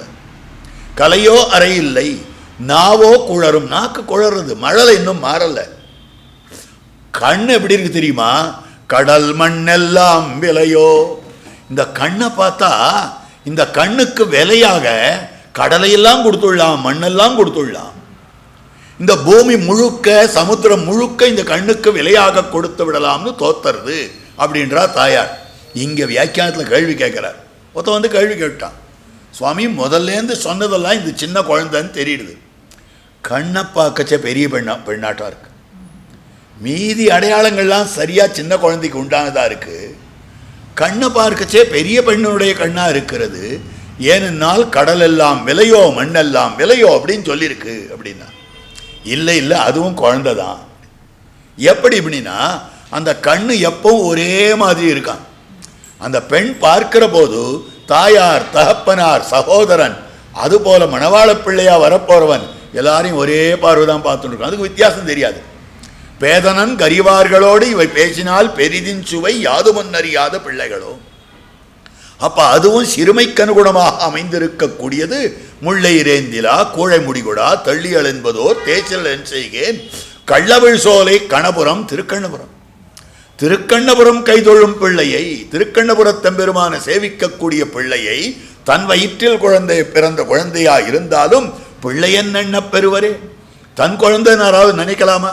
உத்தம பாகவதன் என்று நினைக்க வேண்டும். அப்ப பிள்ளாயின்ற சப்தத்துக்கு என்ன அர்த்தம் தெரியுமா? உத்தம பாகவதரேன்னு அர்த்தமே ஒழிய பிள்ளாயினா ஒன்னும் தெரியாதவர்னு அர்த்தம் இல்லை. அப்போ பாகவதாளுக்குள்ள ஆறு உத்தமர்னாக்கா ஆச்சாரியன் உத்தமர், பாகவதர்களுக்குள்ளே ஆச்சாரியன் உத்தமர். இப்ப பார்க்கிற போது பாகவத சேஷத்துவத்தை தான் அற்புதமாக காட்டப்பட்டிருக்கக்கூடிய திருமந்திரத்தில். திருமந்திரத்தில் பாகவத சேஷத்துவம் சொல்லப்பட்டிருக்கிறது. எங்கன்னா நமசப்தத்தில் சொல்லப்பட்டிருக்கிறது. நமசப்தத்தில் நான் எனக்கு உரியவன் என்று அப்படின்னு வார்த்தை இருக்கு. அந்த இடத்துல பாகவத சேஷத்துவம் சொல்ல வேண்டும். இந்த ஜீவாத்மா பாகவதாளுக்கு அடிமைப்பட்டது. ஏன் எப்படி சொல்றீர்? ஒரு இடத்துலையும் கிடையாது. திருமந்திரத்தில் பாகவத சேஷத்துவம்ன்ற வார்த்தை எங்கேயுமே கிடையாது. நீங்கள் ஆஸ் இட் இஸ் வெர்பாட்டம் அதை எடுத்துக்கொண்டீர்களே ஆனால் அந்த பாகவத சேஷத்துவம் சொல்லப்படலை. ஆனால் நம்ம ஆச்சாரியால் திருமந்திரத்தில் பாகவத சேஷத்துவம் அனுசந்தேயம்னு சொல்றார். எப்படி பாகவத சேஷத்துவம் இருக்குன்னு நீங்க சொல்றங்கோ அப்படின்னு சொன்னால் அந்த இடத்துல தெரிவிக்கக்கூடிய அழகான வார்த்தையாக அமைந்திருக்கிறது. திருமங்கை ஆழ்வார் பாசுரம் இருக்கு. மத்துமோர் தெய்வம் கிடையாது. மத்துமோர் தெய்வம் உளதென்று இருப்பாரோடு சம்பந்தம் எனக்கு கிடையாது. வேற தெய்வமே இல்லை. ஏன் இருக்குன்னு சொல்றாளே, அவர் சொல்றார், இவர் சொல்றார், இவர் சொல்றார். அவளோட எனக்கு தொடர்பு இல்லையே, அவளோட எனக்கு எந்த விதமான சம்பந்தம் இல்லையே. மத்துமோர் தெய்வம் உளதென்று இருப்பாரோடுத்திலே. திருக்கண்ணபுரம் சௌரி பெருமாள், ஆஹா ரொம்ப சந்தோஷம், என்ன தெய்வம்னு ஒத்துனுட்டார், என்ன தெய்வம்னு ஒத்துனுட்டார். சரி, எப்படி இதை தெரிந்து கொண்டீர்? நான் தெரிஞ்சிட்டது என்ன தெரியுமா?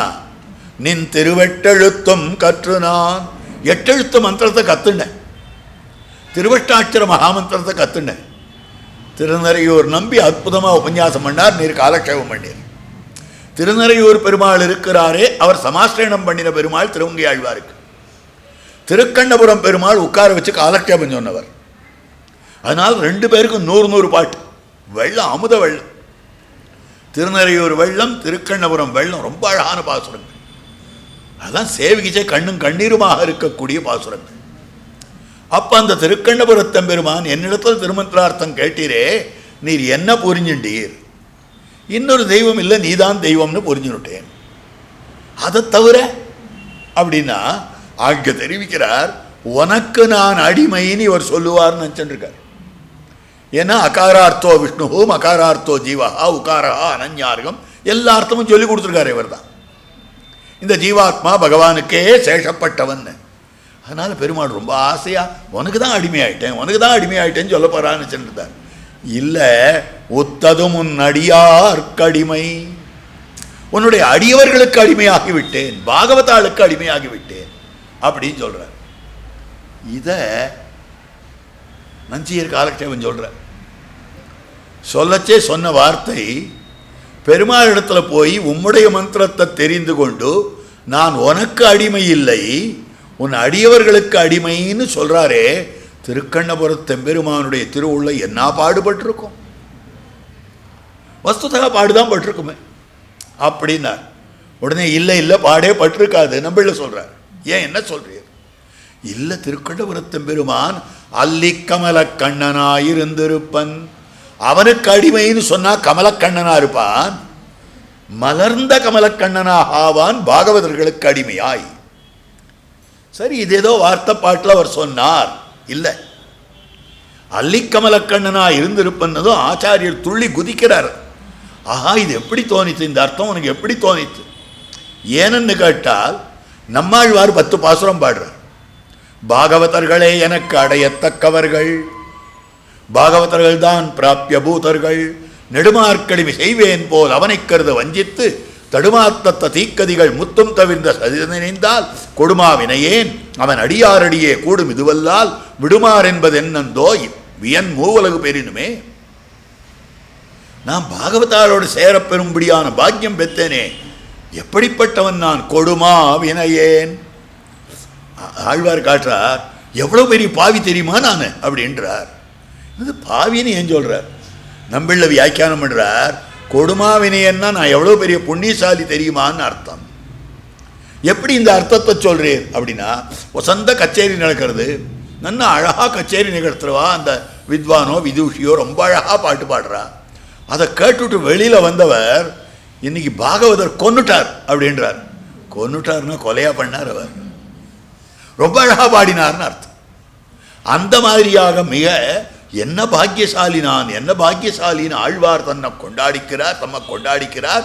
என்ன வார்த்தை சொல்லினா, பாகவதாளுக்கு நான் சேஷப்பட்டு அவர்களையே பிராபியமாக கொண்டிருக்கிறேன் அப்படின்னு தெரிவிக்கக்கூடிய ஆச்சரியமான திருவாக்கு அமைந்திருக்கு.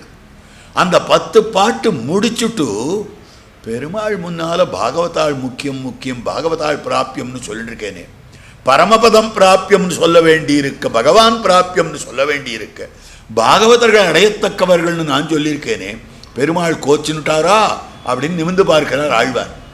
பார்த்தா பெருமாளுடைய கண்ணு நல்லா பெருசாக இருந்தது. பூரி ஜெகநாதத்தில் பெருமாளுடைய கண் எவ்வளோ பெருசு இருக்குமோ அந்த மாதிரி பெருசாக இருந்தது கண், அவ்வளோ பெரிய கண். அப்பதான் சொல்றார், நல்ல கோட்பாட்டுலகங்கள் 3 தான் நிறைந்த அல்லிக்கமல கண்ணனை. பாகவதாள பாடின 10 பாட்டுன்னு சொல்லலை, பகவானையே பாடின 10 பாட்டுன்னு சொல்றார். பாகவதாள பாடினால் பகவானுக்கு கண்கள் அப்படி பெருத்திருக்கின்றன. ஆகவே திருமந்திரத்திலே என்ன அர்த்தம்னா, இது அகாரத்தில் என்னும் சொல்லுவர்கள், மகாரத்தில் என்னும் சொல்லுவர்கள். நாம் பாகவதர்களுக்கு அடிமைன்னு எங்கே சொல்லணும்? திருமந்திரத்தில் எந்த இடத்துல அதை வைக்கணும் அப்படின்னா, பகவான் நாராயணன், நாராயணன் சொன்னால் தனியாக இருப்பதில்லை, அவனுடைய அடியவர்களையும் சேர்த்து அப்படின்னு சொல்லலாம். மான்னா ஜீவாத்மா அடிமை, இந்த ஜீவாத்மா அடிமையாயிருந்தாலும் இந்த ஜீவாத்மா ஆச்சாரியனுக்கு அடிமை, பாகவதர்களுக்கு அடிமை அப்படின்னு சொல்லி இந்த 2 இடத்துலையும் பாகவதாள்னு சொல்லலாம். ஆனால் நமசப்தத்தில் தான் நம்மாச்சாரியால் சொல்கிறார், இது அகாரத்தில் என்னும் சொல்லுவர்கள், மகாரத்தில் என்னும் சொல்லுவர்கள். அப்படி கிடையாது. இது எந்த இடத்துல அடிமை என்னால், நாம் அடிமையாக அமைந்திருப்பதுன்றது நமசப்தத்தில் அடிமைன்னு காட்டுறது. ஏன் நமசப்தத்தில் அடிமைன்னு காட்டுறது? ரொம்ப அழகான வியாக்கியானம் ஆச்சாரியா முமுற்றுப்படியில் என்னமா மாமதிகள் காட்டியிருக்கிறார். ரொம்ப அழகான அர்த்தத்தை காட்டியிருக்கிறார். பிள்ளலோகாச்சாரியர் காட்டின சூத்திரத்துக்கு ரொம்ப அழகான வியாக்கியானம் பண்ணியிருக்கார். அகாரத்தில் நான் அடிமைன்னு சொல்லலாம், வேறு எந்த இடத்துல வேணாலும் நான் அடிமைன்னு சொல்லலாம் பாகவதாளுக்கு. ஆனால் நமசப்தத்தில் சொல்கிறது தான் நல்லது. பிரணவத்தில் சொன்னோமேயானால் அத்தனை பெருமை கிடையாது, நமகாவில் சொன்னோமேயானால் அதில் பெருமை உண்டு. பிரணவத்தில் சொன்னால் நாம் குளிச்சுட்டு வந்து சொல்கிறோம், நமசப்தத்தில் சொன்னால் நன்னா சோப்பு போட்டு குளிச்சுட்டு வந்து சொல்கிறோம். வித்தியாசம் பாருங்க. பிரணவத்தில் என்ன சொல்லப்பட்டிருக்கிறதுனா, இந்த ஆத்மா சேஷப்பட்டவன், இந்த ஆத்மா அடிமைப்பட்டவன் மாத்திரம்தான் பிரணவன் சொல்றது. ஆனால் நமசப்தம் எப்படி சொல்றது தெரியுமா? இந்த ஆத்மா உடமையாக இருக்கிறவன், இந்த ஆத்மாவனுடைய சுவாதந்திரிய லேசமும் இல்லாமல் கழியறது. அடிமையாக இருக்கிறவன் எல்லாம் சுதந்திரமாக நடந்துக்கிறான். ஒருத்தனுக்கு அடிமையாக இருக்கிறான், ஒருத்தனுக்கு வேலைக்காரனாக இருந்தாலும் கூட அவன் தன்னை காப்பாற்றிக்கிறதுக்கு தான் முயற்சி பண்ணணும். தன் வயிறு நிரம்புறதுக்கு தான் முயற்சி பண்ணணும். ஆனால் உடைமையாய் இருக்கக்கூடியவன் நம்முடைய உடைமை ஒன்று என்று சொன்னால் அந்த உடைமையை பாதுகாக்க வேண்டிய பொறுப்பு உடையவனுடையது. அதைத்தான் நமசில் சொல்றது. அப்ப நமசில் கொஞ்ச நெஞ்ச இருக்கிற அழுக்கையும் கழிக்கிறது கந்தல் கழிந்தவாறே. நமக்கு இருக்கக்கூடிய ஜுகுப்சனீயமான விஷயமெல்லாம் கழியறது. சேஷப்பட்டவன் சொன்னா வெறும் அடிமைதான், உடைமைன்னு சொன்னா பரதந்திரப்பட்டவன். அப்ப பாரதந்திரியம் சொல்லுகிற இடத்தில் தான் நமக்கு பாகவத சேஷத்துவம் சொல்லணும், நமசப்தம் சொல்லணும். சரி, எல்லா பாகவதர்களும் சுவாமிகள் தானே, வாஸ்தவம் தான், சுவாமிகள் தான். ஆனால் இந்த பாகவதர்களுக்குள்ளே உயர்ந்தவர் யாருன்னு கேட்டால் அவர் ஆச்சாரியன். எப்படி இருந்தாலும் எத்தனை உத்தம பாகவதர்கள் இருந்தாலும் ஆச்சாரியன் வந்துட்டாருன்னா இவரை விட்டுட்டு அவர்கிட்ட போக வேண்டியதுதான். இதுதான கிரமம், இதுதான் நம்முடைய அனுஷ்டானத்திலே இருந்து கொண்டிருக்கிறது. அப்ப பார்க்கிற போது பாகவத கோஷ்டியிலே உயர்ந்தவராயிருக்கிறார். தான் கீழே 3வது பாசுரத்திலேயே ஓங்கி உலகளந்த உத்தமன்னு காட்டியிருக்கக்கூடிய விஷயம். அப்போ பாகவத கோஷ்டியிலேயே உத்தமராயிருக்கக்கூடிய ஆச்சாரியன்னு சொன்னா அவரை பிள்ளைன்னு சொன்னா கணபுரம் கைதொழும் பிள்ளையை பிள்ளை என்று எண்ண பெறுவரே. அப்ப பிள்ளை என்ற சப்தத்துக்கு என்ன அர்த்தம் அப்படின்னா, பாகவதோத்தமர்களை எல்லாம் சாஸ்திரம் காட்டி இருக்கக்கூடிய விஷயம் பாண்டித்யம். பாகவதோத்தமர்கள் பகவத் விஷய ஞானத்தை பூர்ணமாக பெற்றவர்களாக அமைந்திருக்கக்கூடியவர்கள். ஆகவே நிர்வித்ய அதற்கு அனுகுணமாக தெரிவிக்கக்கூடிய வார்த்தை பாலேன திஷ்ட ஆசன்னு. அப்போ மிக உயர்ந்த வித்வான்களாக பரம பாகவதோத்தமர்களாக இருக்கக்கூடியவர்கள் பால்யாவஸ்தையிலேயே இருப்பார்கள். பார்த்தோம்னா இதிகாச புராணங்களில் ரிஷிகளெல்லாம் சித்திரம் போட்டு காட்டச்சே எல்லாம் வயசானவா கிழவாளாக காட்டுறா. அத்தனை பேரும் சின்னவா தான். ரிஷிகள்லாம் ஆச்சாரிய சிரேஷ்டர்கள்லாம் அத்தனை பேரும் சிறியவர்கள் தான். சுகபிரம்ம ரிஷி சின்ன பிள்ளை தானே. இந்த மாதிரி அமைந்திருக்கக்கூடியவர்கள் ஆச்சாரியர்கள் அப்படின்னு சொல்லும்படியான விஷயமாக அமைந்திருக்கக்கூடியது. அப்படிப்பட்ட ஆச்சாரியர்களை பிள்ளாய் எழுந்திராய் என்ன அந்த ஆச்சாரியர்களை உபதேசத்துக்காக கேட்கும்படியானது. அல்லது பிள்ளாயினா ஒரு பாகவதரையே எழுப்புகிறாள், ஆச்சாரிய அன்வயத்துக்காக நாம் செல்ல வேண்டும் என்பதற்காக அமைந்திருக்கக்கூடியது. இந்த பாசுர ஆரம்பமே எதை சொல்றதுன்னா ஆச்சாரியன் தான் சொல்றது. புள்ளும் சிலம்பினகான் பட்சி பறவை. நம்ம சம்பிரதாயத்தில் பறவைன்னு சொன்னால் ஆச்சாரியனைத்தான் குறிக்கிறது. ஆச்சாரிய இதயத்தில் ஆழ்வார் தெரிவிக்கக்கூடிய ஒரு வார்த்தைக்கும் சுவாபதேசார்த்தம் காட்டுறார். அதில் 3வது பிரகரணம் ஆரம்ப சூத்திரம் அழகான சூத்திரம். சேர்ப்பாறை பட்சிகளாக்கி ஞான கர்மங்களை சிறகென்னு குரு சப்ரம்மச்சாரி புத்திர சிஷ்யஸ்தானே பேசும்.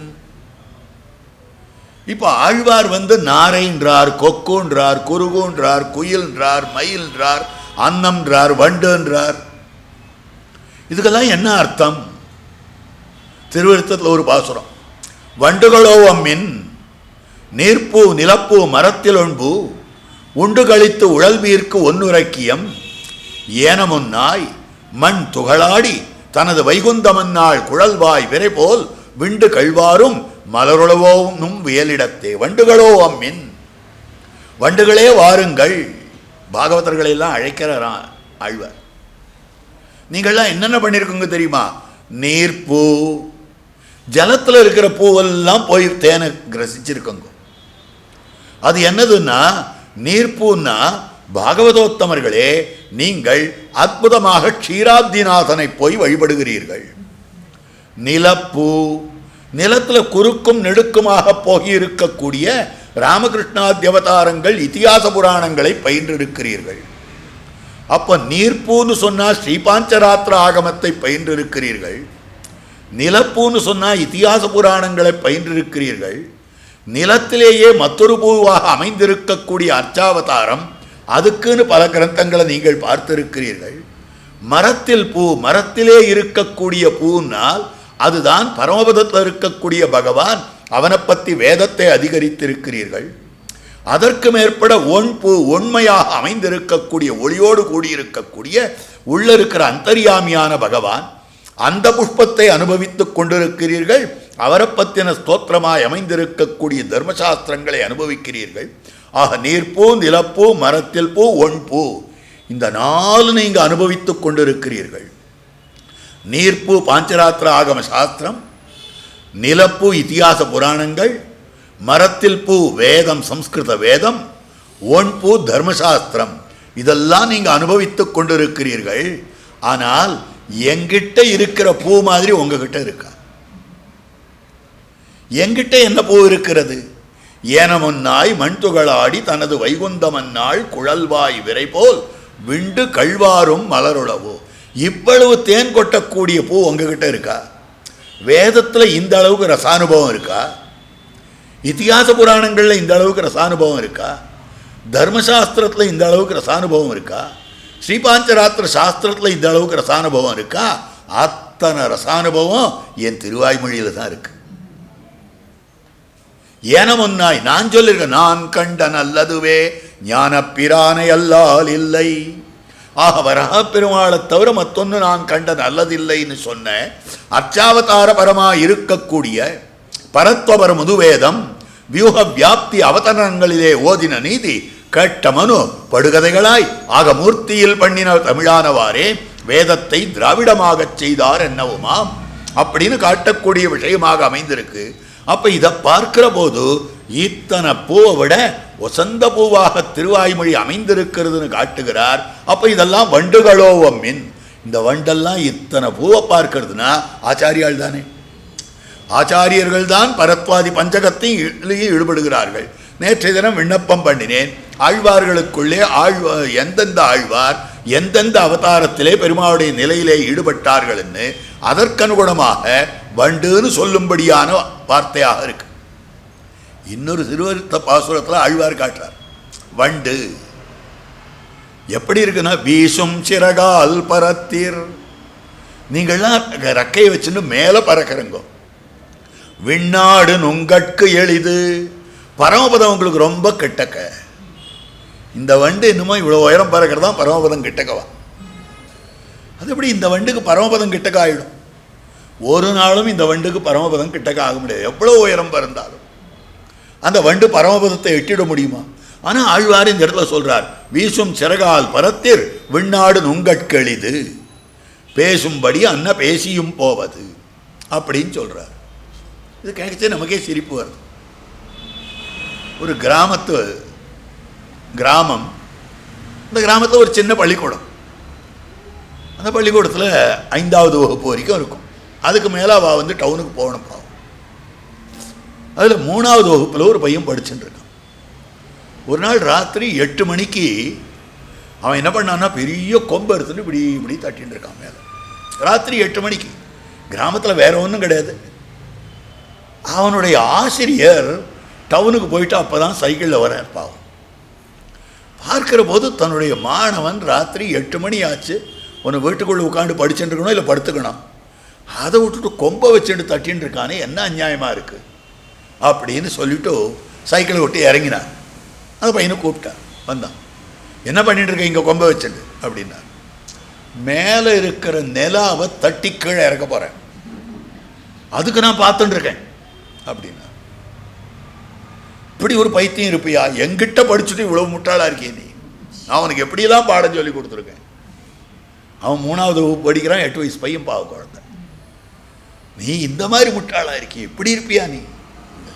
ஏன் என்ன சார், இங்கிருந்து தட்டினா எப்படி நிலா விழும், மாடியில் போய் தட்டுனார். அந்த மாதிரி தான் இந்த வண்டு மேலே பறந்துதானக்கா பரமபதம் எளிதா? அதுக்கு இந்த வண்டுக்கு அந்த மாதிரி பரமபதம் எளிதா இருக்க முடியாது. அப்ப என்ன அர்த்தம்? இது சாதாரண வண்டு இல்லை.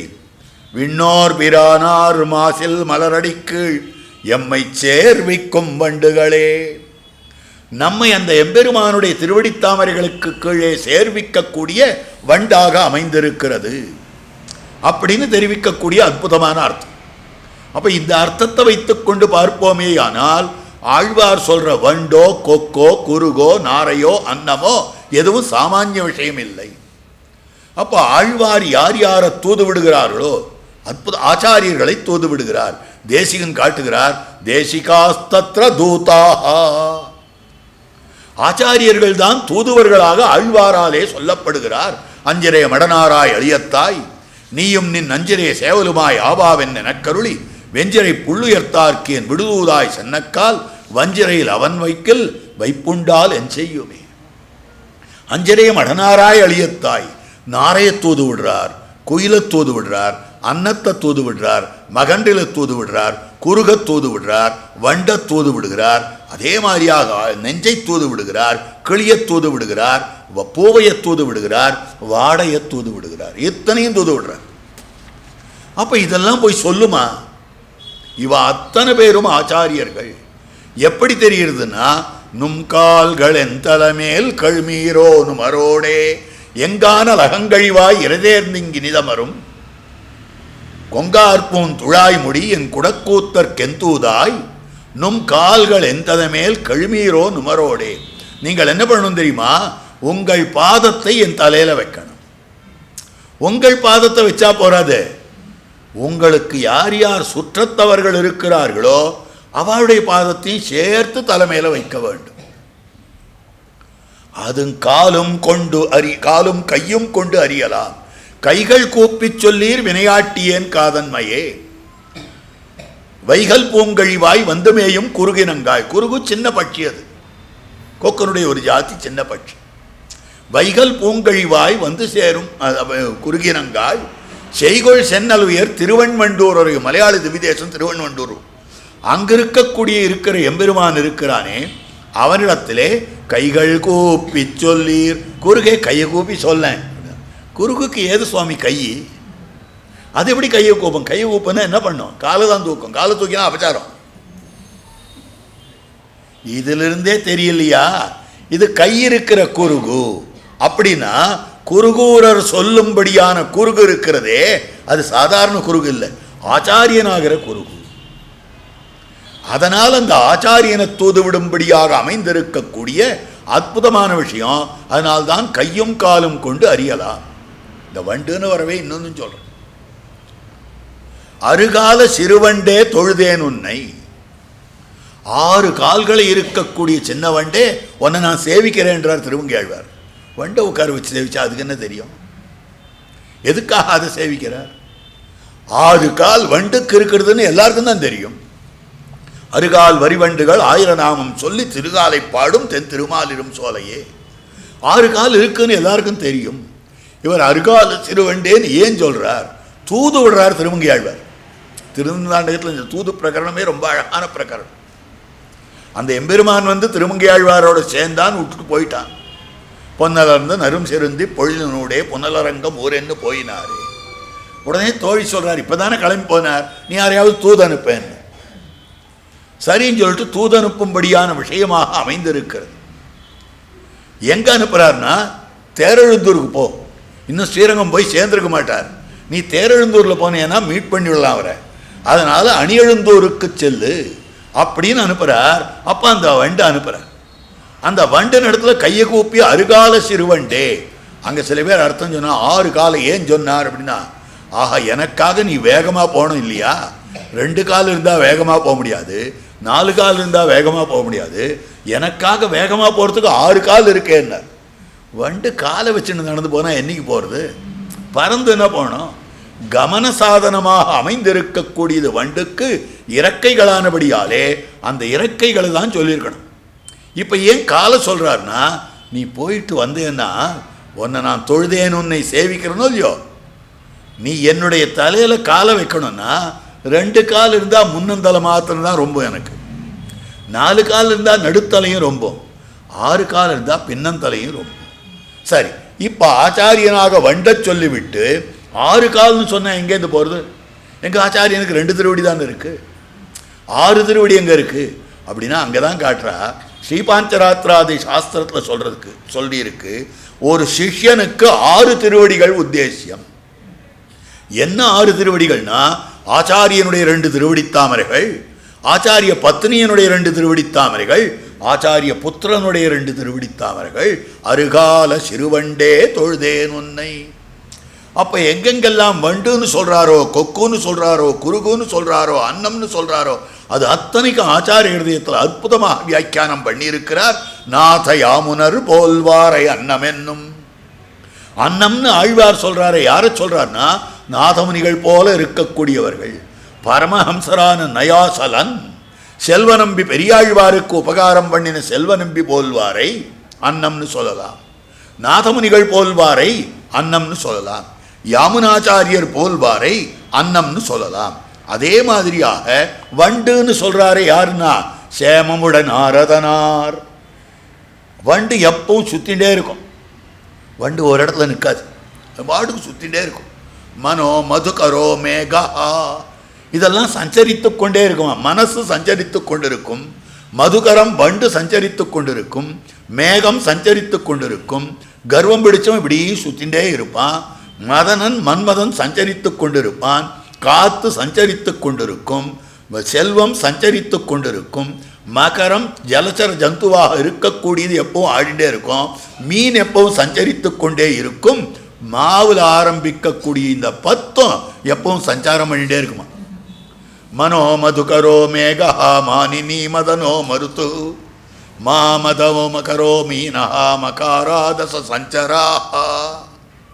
இது மொத்தம் சஞ்சரித்து கொண்டிருக்கக்கூடியது. அப்போ நாரதர் எப்பவும் இங்கங்கும் சஞ்சரிச்சுருப்பாரோ இல்லையோ, அதனால அவரை வண்டுன்னு சொல்லிட்டார். அதே மாதிரி நளிர்ந்த சீலன் நயாசலன் அபிமான துங்கன நாடொரும் தெளிந்த செல்வனை சேவகம் கொண்டா. அந்த உத்தமராய் இருக்கக்கூடியவர் பெரியவர் செல்வ நம்பிகள், பெரியாழ்வார் கிழியறுக்க காரணமாயிருந்தவர். பெரியாழ்வாருக்கு பாண்டிய வல்லபதேவன் சபையிலே ஒரு தொடர்பை ஏற்படுத்தி கொடுத்தவரான மகாத்மா. அதனால் அவரை கொண்டாடும்படியான விஷயம். 2 இடத்துல கொண்டாடுறார் பெரியாழ்வார் அவரை. அல்வழக் கொன்னுமில்லா அணிகோட்டியர்கோன் திருக்கோஷ்டியூரைச் சேர்ந்தவர் மதுரமாநகரத்துக்கு வந்து ராஜகாரியத்திலே ஈடுபட்டு அவர் பெரியாழ்வார் வைபவத்தை தெரிந்து கொண்டு பெரியாழ்வாரை அழைத்து அவரை வேண்டிய வேதங்களோடு விரைந்து கிழியிருக்கும்படியாக பண்ணினவர். அவரை பரமஹம்சர்னு சொல்லணும். ஆக அல்வழக்கொன்னுமில்லா அணிகோட்டியர்கோன் ஓரிடம் சொன்னார். 2வது இடம் சொல்லி இருக்கக்கூடிய அற்புதமான இடம் நளிர்ந்த சீலன் நயாசலன் அபிமான துங்கன நாடொரும் தெளிந்த செல்வனை சேவகங்கொண்ட திங்கள்மால் திருக்கோட்டியூர். திருக்கோட்டியூர் பெருமாளுக்கு என்ன பெருமை தெரியுமா? எங்க செல்வ நம்பியால கைங்கரியம் பண்ணப்படுறவர். இது ஒரு பெருமை. திருநீர்மலை பெருமாளுக்கு திருமங்கை ஆழ்வார் விலட்சணமாக ஒரு மங்களாசாசனம் பண்றார். என்ன அற்புதமான மங்களாசாசனம் தெரியுமா? மதியில் நீ சரவர் சென்று அடையாதவனுக்கிடம். மதி இல்லாத ஞானமே இல்லாதவர்களான நீச்சர்கள் எந்த பெருமாளை இடத்துல போக மாட்டாளோ அந்த பெருமாள் திருநீர்மலை பெருமாள். மதியில் நீசரவர் சென்று அடையாதவனுக்கிடம். இதை இப்படியும் பிரிக்கலாம். மதியில் நீசரவர் சென்று, மதியில்லாத நீசர்களும் கூட சென்று அடைகின்ற யாதவனுக்கிடம், அடையும்படியான யாதவனாக அவன் இருக்கிறான். அப்படியும் அதுக்கு அர்த்தம் சொல்லலாம். மதியில் நீசரவர் சென்று அடையாதவனுக்கிடம். அந்த மாதிரி இல்லாமல் மகாவித்வான்களே சென்று சேரும்படியான விஷயம். அதுலேயும் மகாவித்வானாய் இருக்கக்கூடிய எங்கள் செல்வ நம்பியாலே தொழப்படுபவராய் அமைந்திருக்கிறார். அதனால் தெரிவிக்கக்கூடிய வார்த்தை அந்த செல்வ நம்பியை இந்த இடத்துல வண்டுன்னு சொல்லும்படியான விஷயம். தம்பிரான், அதாவது நாத யாமுனர் என்று சொல்லும்படி, அதே மாதிரி சேமபுட நாரதன் நம்பிரான், அதாவது நாரதர் என்னும்படியான விஷயம். தம்பிரான்மார்கள் எம்பெருமானுக்கு பாட்டு பாடக்கூடியவர்கள் இருக்கிறார்களே, வண்டுகளாக சொல்லப்படுகிறார்கள். அதே மாதிரி பரமஹம்சர் அன்னம்னு யாரை சொல்லணும்னா இந்த நயாசலன்னு சொன்ன அவர் செல்வ நம்பி. நாத யாமுனர் போல்வாரை நாதமுனிகள். நாதமுனிகள் சந்நியாசம் வாங்கின்றதாக எங்கேயும் இல்லை. ஆனால் நாதமுனையே யமினாம் வராயா, சம்யமிகளுக்குள்ளே சந்நியாசிகளுக்குள்ளே சிறந்தவர்னு ஆளவந்தார் தான் தெரிவித்திருக்கக்கூடிய வார்த்தை. நமோ சிந்தியாத்புதா கிளிஷ்ட ஜான வைராக்கிய ராசையே நாதாய முனையேகாத பகவத் பக்தி சிந்தவே தஸ்மை நமோ மதுஜிதங்கிரி சரோஜ தத்வ ஞானானுராக மகிமாதிசயாந்த சீம்னே நாதாய நாதமுனையேத்திர பரத்ர சாபி. அப்படி இருக்கக்கூடிய நாதமுனிகள் நாதமுனையே யமினாம்பராயா, சம்யமிகளுக்குள்ளே தலைவர்னு சொல்லி இருக்கிறபடியாலே அவரையும் பரமஹம்சர் கோஷ்டியில் சேர்க்கலாம். அவர் கிரகஸ்தராக இருந்தாலும் கூட சந்நியாசி லட்சணத்தோட கூடியிருந்தவர், அதனால சொல்லிவிடலாம். சந்நியாசி லட்சணத்தோடைனால் லோகத்தில் பற்றில்லாதவராக அமைந்திருந்தார். இதெல்லாம் சரித்திரங்களில் பார்க்கலாம். அடுத்தது யாமுனாச்சாரியர் சந்நியாசாசிரம ஸ்வீகாரமே பண்ணிட்டவர். இவர்கள்லாம் பரமஹம்சர்கள். சுவாமிகளை ஜீயர் சுவாமிகளை சொல்லுகிற போது ஸ்ரீமத் பரமஹம்ச பரிவ்ராஜகாச்சாரியராய் மேலான அன்னமாக இருக்கக்கூடியவர்கள், அப்படிப்பட்டவர்கள் உயர்ந்த அன்னமாக இருக்கக்கூடியவர்கள். ஸ்ரீரங்கராஜ சரணாம்புஜ ராஜஹம்சம் ஸ்ரீமத் பராங்குஷ பதாம்புஜ பிருங்கராஜம் ஸ்ரீவத்ஸ சின்ன சரணம் எதிராஜமீடே ஸ்ரீபட்டநாத பரகால முகாப்ஜமித்ரம் ஸ்ரீவத்ஸ சின்ன சரணம் எதிராஜமீடே. எதிராஜராய் எழுந்தருள் இருக்கக்கூடிய அந்த எம்பெருமானார் எப்படி இருக்கிறவர்னா ஸ்ரீரங்கராஜ சரணாம்புஜ ராஜஹம்சம். ஸ்ரீரங்கராஜனுடைய திருவடித்தாமரைகள் இருக்கின்றனவே, அதிலேயே அண்டை கொண்டு அதிலேயே வசிக்கும்படியான அத்ரைவ ஸ்ரீரங்கே சுகமாஸ்வா என்று இருப்பவராய் இருக்கக்கூடிய சரணாம்புஜ ராஜஹம்சம். அதனால் ஆச்சாரியனைத்தான் அன்னம்னு சொல்லணும், ஆச்சாரியனைத்தான் பட்சின்னு சொல்லணும். அதற்கனுகுணமாக சொல்லும்படியான வார்த்தை இந்த இடத்துல சேர்ப்பாரை பட்சிகளாக்கி. அப்ப நம்ம சேர்ப்பவர்களை பட்சிகளாக ஆக்கி கொடுத்திருக்கிறார்கள்.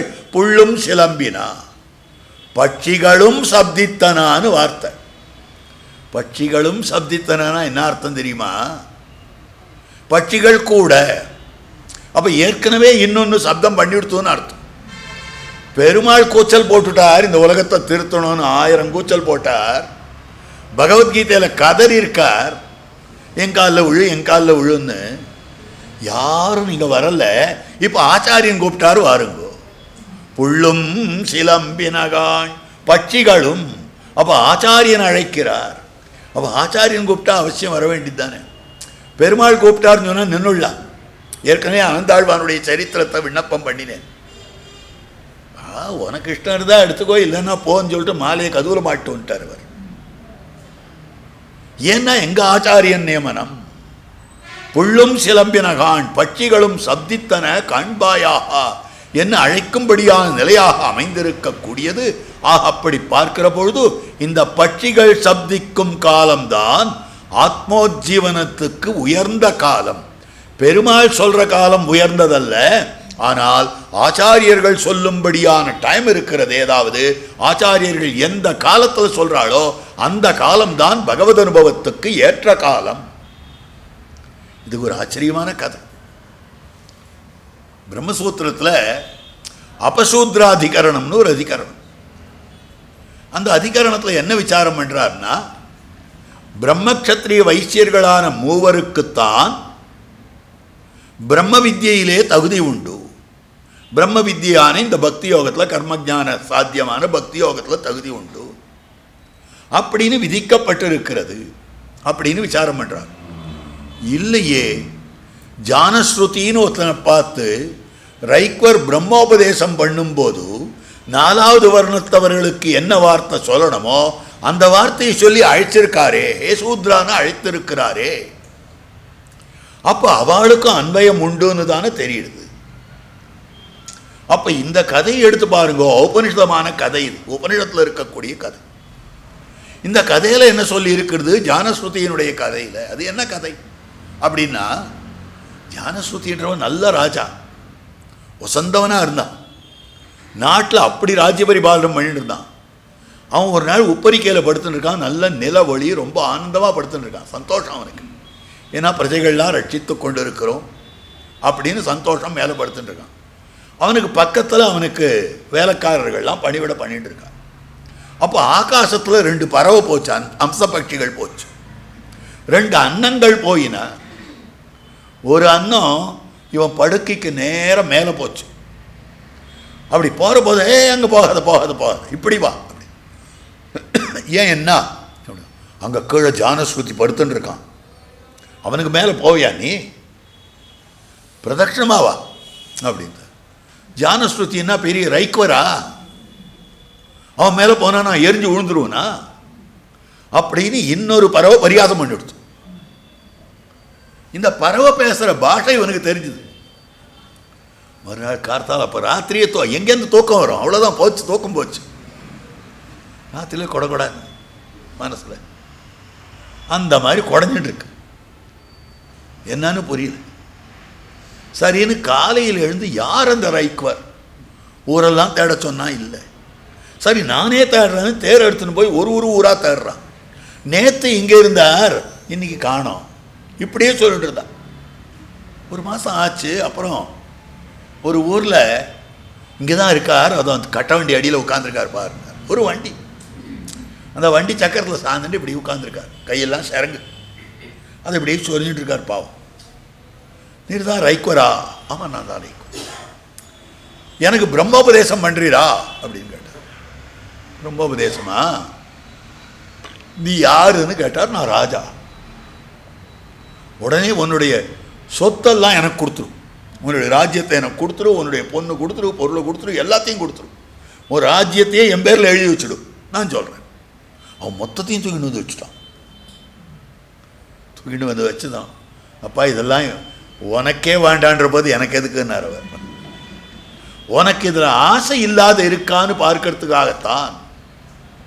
அப்போ நீ எவ்வளவு வருத்தப்பட்டிருந்தால் இந்த மாதிரி பண்ணியிருப்ப. நீ பிரம்மஜானம் இல்லையே இல்லையேன்னு எத்தனை வருத்தப்பட்டிருக்கணும். அதனால அவனை ஹே சூத்ரான்னு அழைக்கிறார். சோச்சநாத்து சூத்ரா, துக்கப்பட்டவன், சோகித்தவனானபடியாலே அவன் அந்த வார்த்தையால் சொல்லப்பட்டிருக்கிறான். அப்போ அழைக்கிறார். அழைச்சு அவனுக்கு விசேஷமான பிரம்மோபன்யாசத்தை பண்ணுகிறார். அப்போ இந்த கதையிலிருந்து என்ன தெரியுது?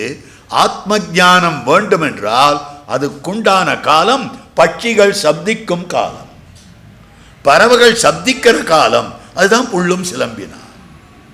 அப்போ ஆச்சாரியர்கள் எந்த காலங்களிலே அர்த்தங்களை தாங்கள் காட்டுகிறார்களோ அந்த காலம் நமக்கெல்லாம் ஆத்மோஜீவனத்துக்கு உடலான காலமாக இருக்கிறது. அடுத்தபடியாக புள்ளரையன் கோயில் வெள்ளவிழி சங்கின் பேரரவம். புள்ளரையன் எம்பெருமான் பட்சிராஜன், அவன் மீது ஆரோகித்திருக்கக்கூடிய கருட வாகனனான எம்பெருமான். புள்ளரையன் கோ, அந்த பட்சிராஜன் மீது ஆரோகிக்கும்படியான எம்பெருமான் புள்ளரையன்னு சொன்னால் அந்த பட்சிராஜன் ஆறுன்னு கேட்டா வேதாத்மா வேகேஸ்வரா. அந்த பட்சிராஜனுடைய கோயில் எது தெரியுமா? பிரணவம். தஸ்ய பிரகிருதி லீனஸ்ய பரசமஹேஸ்வரா ஓங்கார பிரபவா வேதாக. ஓங்காரத்திலிருந்து வேதமானது வந்தது. அப்போ அந்த வேதத்தினுடைய ஸ்வரூபியாக இருக்கக்கூடியவன், அவனுடைய கோயில் எதுன்னு கேட்டால் பிரணவம். அந்த பிரணவத்தை தான் மேலே வெள்ள விழிசங்குன்னு காட்டுறது.